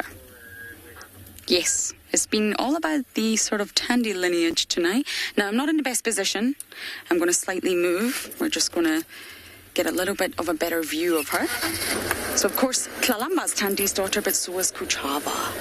Kuchava means scared, because she used to be very, very skittish around the vehicles, but she no longer is. As leopards get older, they do become more habituated. She's a beautiful leopardess. She's also got a cub, a Bing Bang, but I haven't seen that cub in a long time. It's a male, and it's also very, very skittish. She's hungry. She's hunting. Well, not hunting, but scanning the horizon for food. Very petite, very slender. Someone asked me the weight of Tandy earlier. Could not possibly begin, but really, female leopards are very, very petite. She looks really hungry. So we're on Torchwood. We're on the eastern side of Torchwood on power lines, and not too far away from Tandy. Tandy's territory borders Kuchava's, mother and daughter. So although they won't have afternoon tea together, like me and my mother do, it is better for them to be sort of rubbing territorial boundaries with each other than strange leopardesses who could essentially be competition and not on the same bloodline. If it's your own bloodline, then there's benefits there straight away. It's your lineage, it's your DNA. But Kuchava looks remarkably similar to Tandy. I know we've not had a great shot of her face at the minute, but they do look remarkably similar.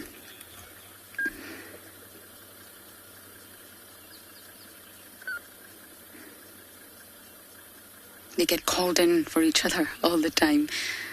I once got called in to Kuchava, and when I got there, it was Tandy, yes. Everyone says, how can you recognize leopards? But really, once you start to get to know them, you can. Just like you recognize humans, you can recognize leopards.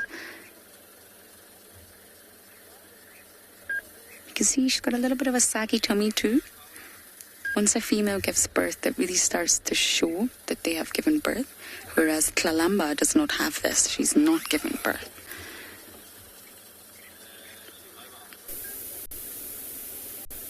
Leopards are truly exquisite. And when Djuma decides to deliver, it rains. They're the most exquisite animals out here. They really are.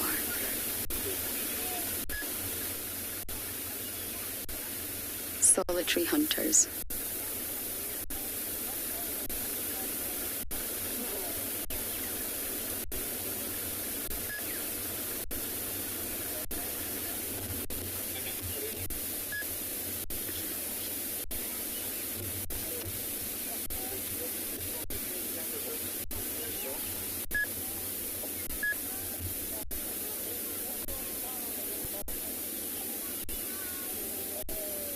A lot of people ask me when is the best time to come to visit the bush, and it's a very tough question because the two seasons are so different. Don't really have a spring and an autumn here. That sort of gradient is really not steep as it is in places like the US and the UK. But really, when you find an animal like a leopard in summer, their coat against the greenery out here, nothing beats it. It is more challenging to find predators, to find any animals really. But for photography and just pure beauty, summer wins. Okay, I think we've lost views of her now. We're going to have to move in order to keep up with our cat.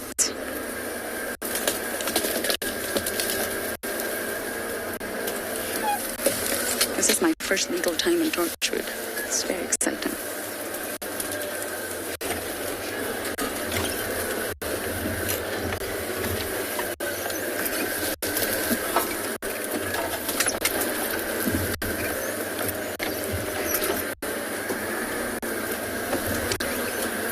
I just want to check. Have we got comms? We have. Okay, I do not have any comms.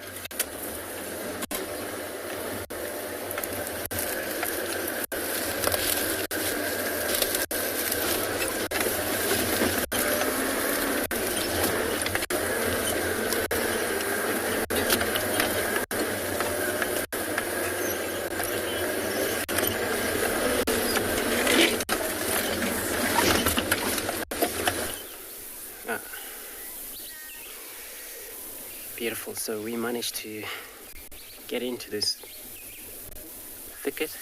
We still got a beautiful leopard. And what she does, she's always investigating any of this tree around here. And she'll sniff around and always, doing a flamen grimace, which is trying to probably to decode the message or suck in the air into this check open organ sense. It's probably that maybe it's another leopard that was around here. I know Tandy, she was also not far away, but maybe it could be another leopard.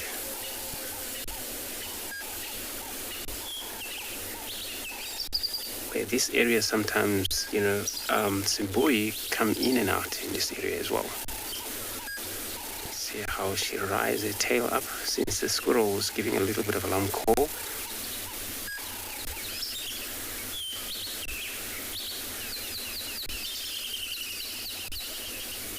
You can hear the squirrels.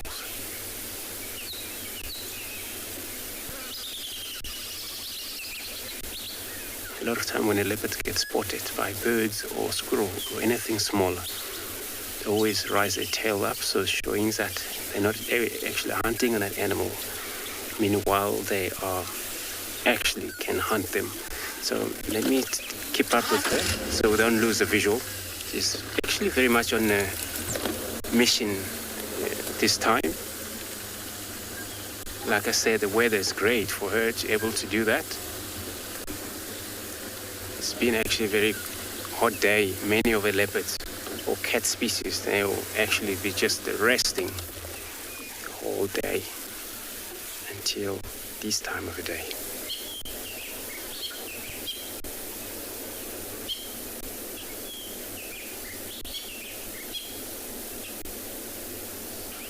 Scratch the ground, back legs, urinate and move on. Looks like she's going to take us again into that drainage line. What we did, we have to come around on the far side to get into this bank here. Let's see if we can be able to do the same.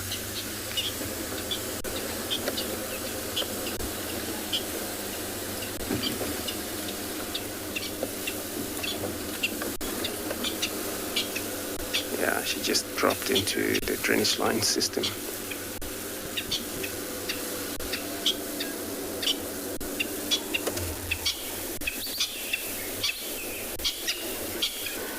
All the heads are franklins, but she's moving away from now. She's in the middle of the drainage line.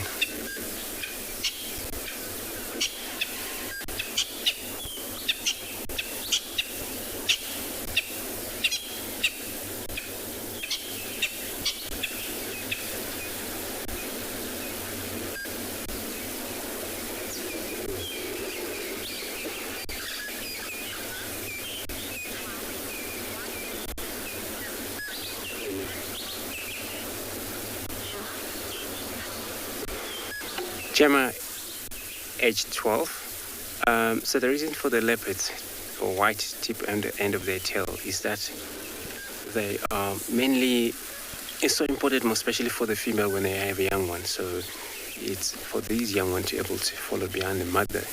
But sometimes they use a warning. The tail is a warning when they come across each other, same species. And the tail is kind of like a way of communication when they're threatened. They wag their tails, swing the tail every now and then.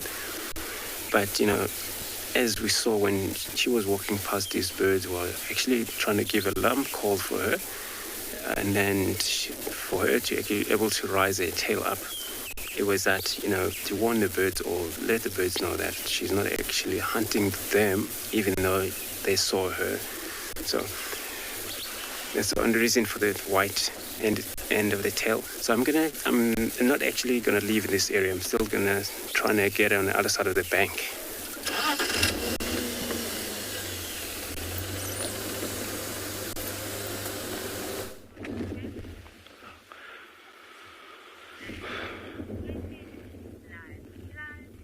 Alrighty guys, so we found 3 more bat-eared foxes. It does look like it is youngsters, these ones, so ones that got pushed out just on the previous set of bat-eared foxes that we showed you. That question that we had about why they're not classified as true foxes, I had a look, and it's because of their teeth structure, that they were initially not put or set in the true fox category, and they were actually considered to be a whole subspecies by themselves. However, recent studies have shown that there's more, that they are actually very closely related to true foxes. So just to answer that question for you, that is why they, let me go a little forward, see if we can get a better view on them again. But that's why they were initially not classified as true foxes. There's one out there. I'm just past this clump of thicket. These little foxes now, with them being quite adults or having to fend for themselves, they can sometimes be seen out in the open during the day. Now he's being spiteful. David, if you look in the shade bush over here, see there's one lying there.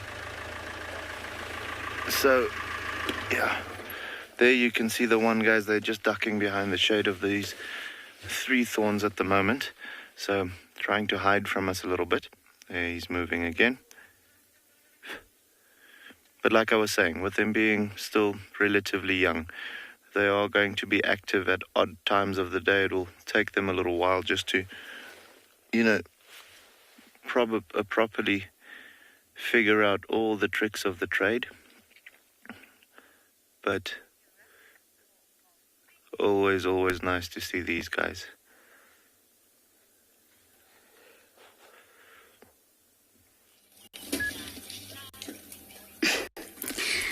I think that may be the last visuals we just had of Kuchava.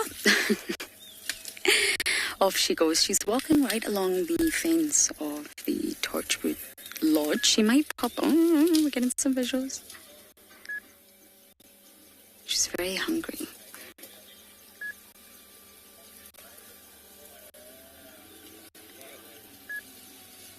There you go. She's going to pop out. You see, she's in much sort of finer condition than Tandy. Remember what we discussed earlier? You can just gauge that she's a younger leopardess. Just by the physical condition, the ears. She's definitely hungry.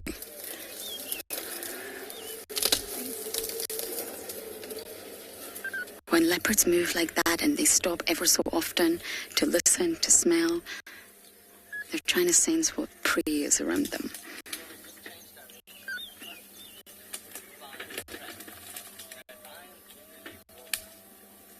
I think I can go forward just a little bit for you, and we may get a better visual.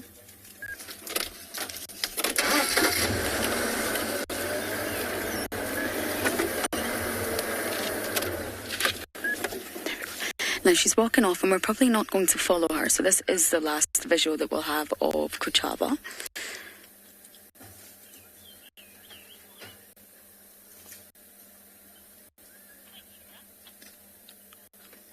What a wonderful afternoon drive of leopards. So we are just going to sit here and watch Kuchava wander off.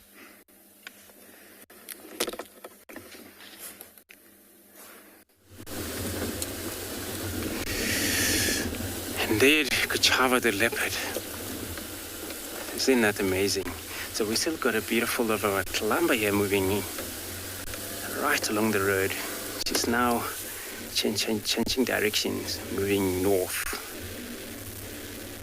And then thought that she's going to come out of the treehouse pen, but not at the moment. She's actually totally changed direction, heading north.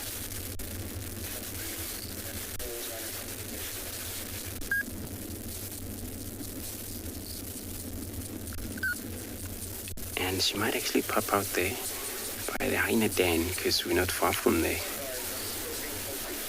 and we just checked it was not active, which is a good thing.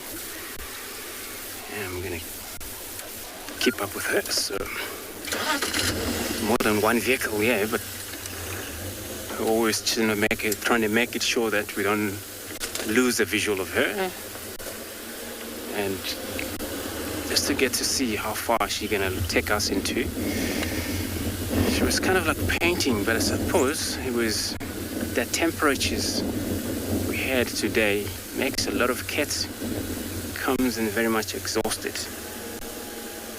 Not easy anymore, just to able to take it easy for themselves until now, where it's cooler. We still got her on the right, left-hand side. She's just walking parallel with us. Neil is going to take us there now, right? She's going to pop out somewhere right there.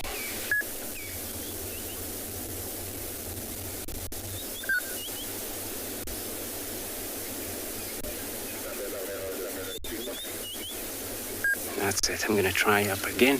So in the low field, everyone, everything here is now covered. Trees, falling logs, all that. Grass is taking places. Many of time, cats, you more likely drive past them, and nothing really is open here. But we're so lucky with this llama. She always, every now and then, coming out of the bush.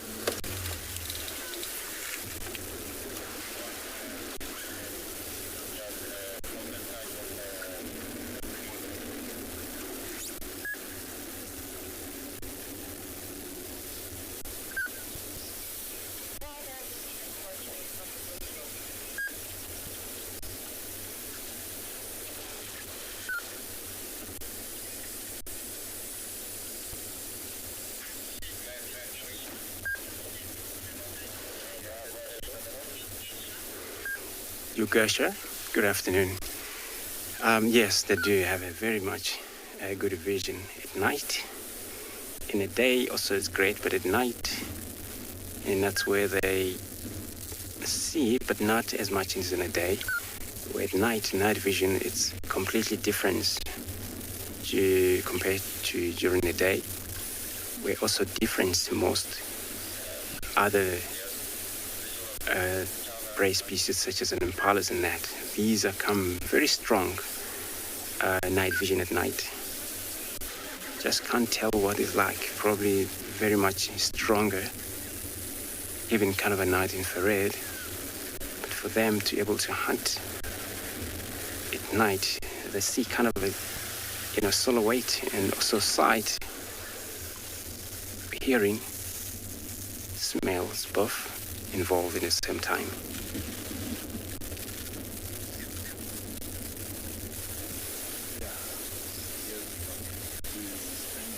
So it's comfortable for them to actually able to move during the day when they want to, especially when this kind of breeze taking places, and we'll get to mobile. It wasn't easy for any of cats today during the day to able to hunt.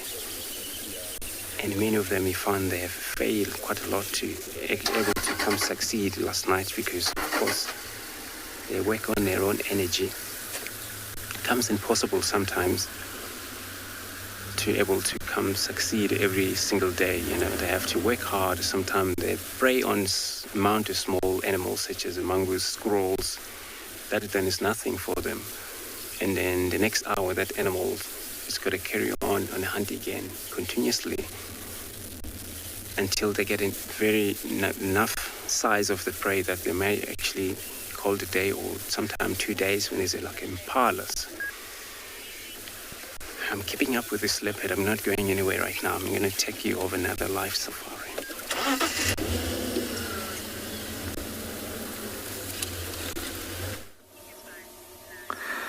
Welcome back to ambIeyond, Phinda. You've joined us just in time. We found a pair of mating leopards, everybody. I can't believe it. We've just been talking about leopards on Phinda and how we hardly ever get to show them to you. I hope you just got a glimpse of that big male stepping off of the rock there. Looks like he's heading down into the bush, leaving the female up on the rock. We've watched them mate twice in the last couple of minutes. And it was actually the sound that alerted us to their presence. We could hear the sound of them mating up on the rocks there. Now, unfortunately for now, we can't really get up there. So this is the best view that we're going to have for the time being. But see the female still lying up there on the rocks? The male looks like he's moved off a little bit, so I don't think it'll be too long before she gets up and goes to follow along behind him. She won't want him to go too far away.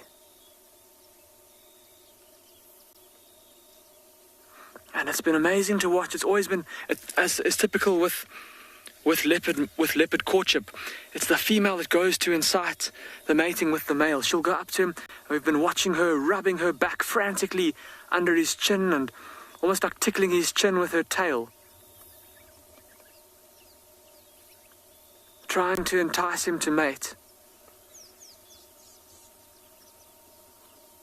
There we go. She's busy grooming herself.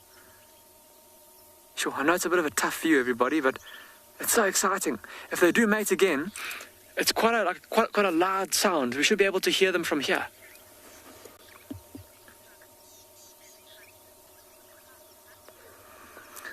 So, Jockey, you're asking what happens to leopards when they become old and they can't hunt?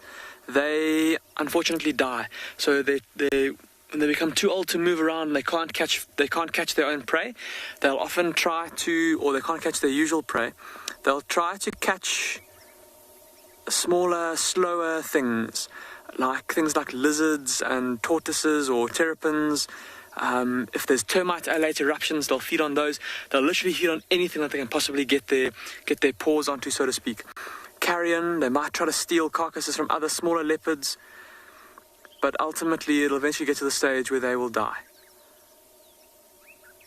If they don't get, eventually of not being able to get enough food, if they don't get taken out by another predator before that. We've unfortunately lost, I can't see where either of the leopards are now. I think they've just come down from that rocky face there into those woods there. And it's going to be pretty tough to try and relocate them there. But that was so exciting. I can't believe it. And we were just talking about how we hardly ever get to show leopards here at ambience Phinda, and then two of them in the same frame. And my goodness, it was an enormous male. Absolutely massive male leopard with a huge dewlap. That big flap of skin under his throat.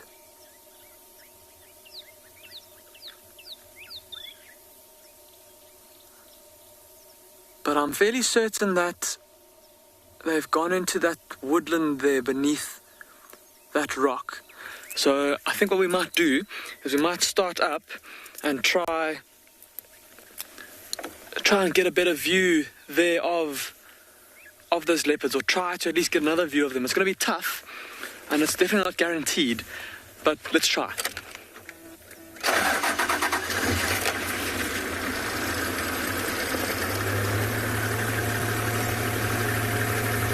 Hopefully we come right.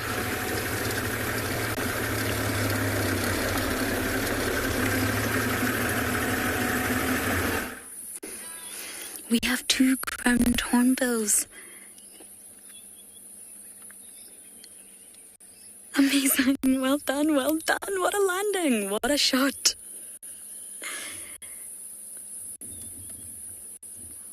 We were actually talking about these birds around the dinner table last night. Marcel, James and I. Okay, they've crossed into Cheetah, but we will not. But we are going to go forward and still get them. They're hunting, they're catching something. And what we were talking about last night is how ferocious they are. They will eat anything. Wait, they're just here somewhere. Sometimes it can get a bit flighty with the car. Here we go.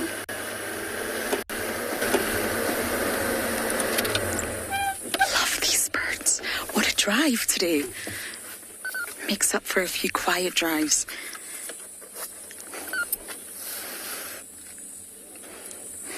I'm trying to identify them, male or female. They are obvious, although they look sort of the same from the outskirts.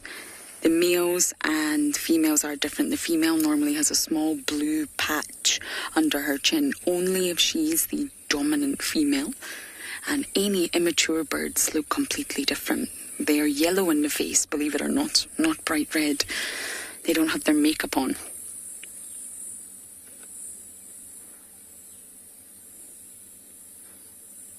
I'm sure they turn red at about 3 years old, give or take. That's the age when they start to change. They're very endangered birds, and it's a lucky sighting when we see them out here.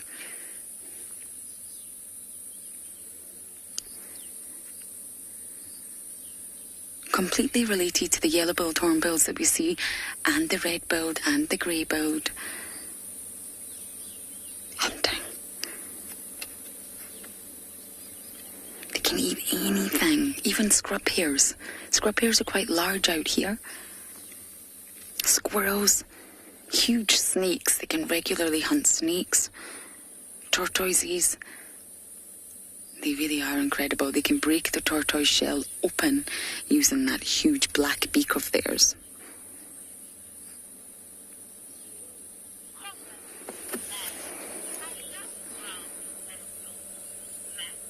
Mac, you're saying you love ground hornbills. I know, me too.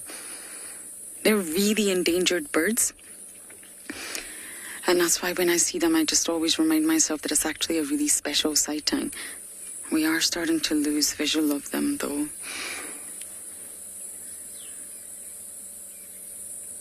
You can just see them walking through the thicket, trying to find whatever they can find on the ground. Now, breeding is really irregular. Although they're monogamous, I mean, as we've discussed at length a lot the past few days, monogamy in birds doesn't really mean much, but they are monogamous. They are said to sort of only produce a chick once every 6 years. And that's why their populations have become so endangered.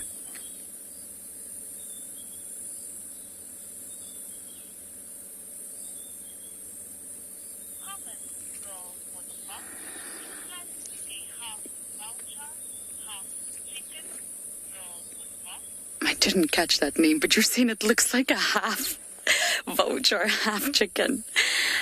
Well, I guess I see where you're going with that. Looks like a hornbill to me, but I see where you're going with that. Half vulture, half chicken. I'm probably never going to forget that.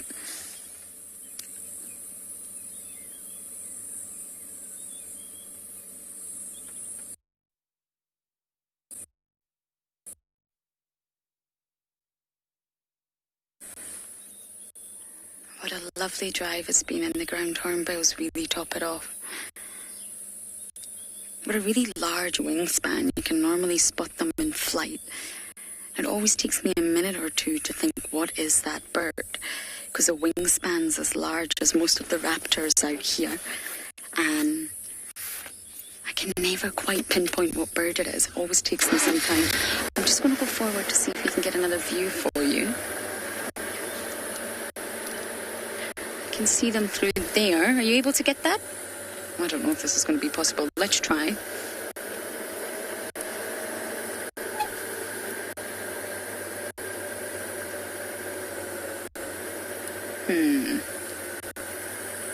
Possibly not. Fiona, yes they do. They do eat lizards. They eat everything, really. I mean, huge long snakes they will take down. Lizards. I've even seen a photo of a ground hornbill attacking a monitor lizard. I don't know whether it was successful or not. It was just a still image. But really, they're ferocious carnivores. And I'm not sure we're going to get another view, I'm afraid.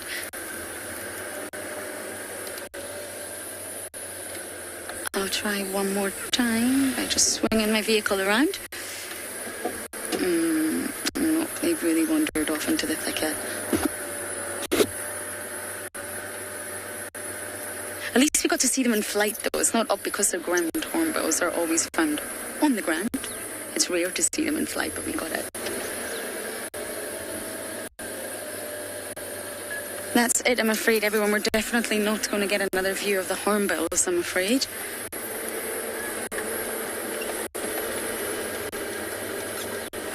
There we go. Tandy, Tlalamba, Kuchava, Mrs. Wig and Chick, yet to be named, will be named soon, and ground hornbills. Not a bad day for Sabi Sands.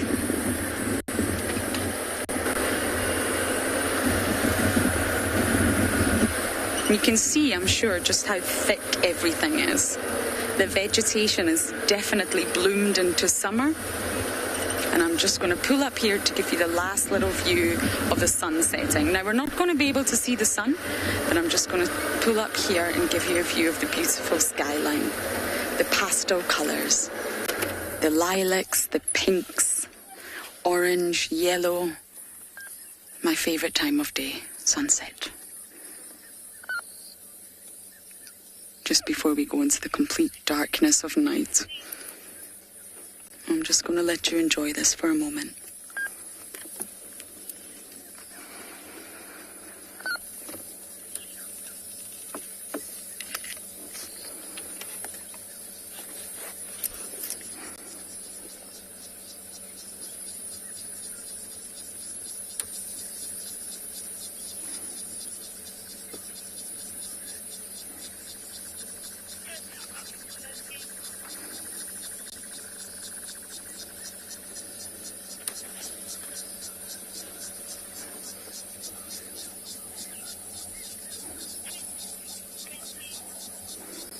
Now, sadly, it has came to that time of night where we must say goodbye. A fantastic afternoon live safari across Africa has came to an end. But, as always, we are back out again in the morning, so please do join us. Thank you for all your comments and questions. Good night.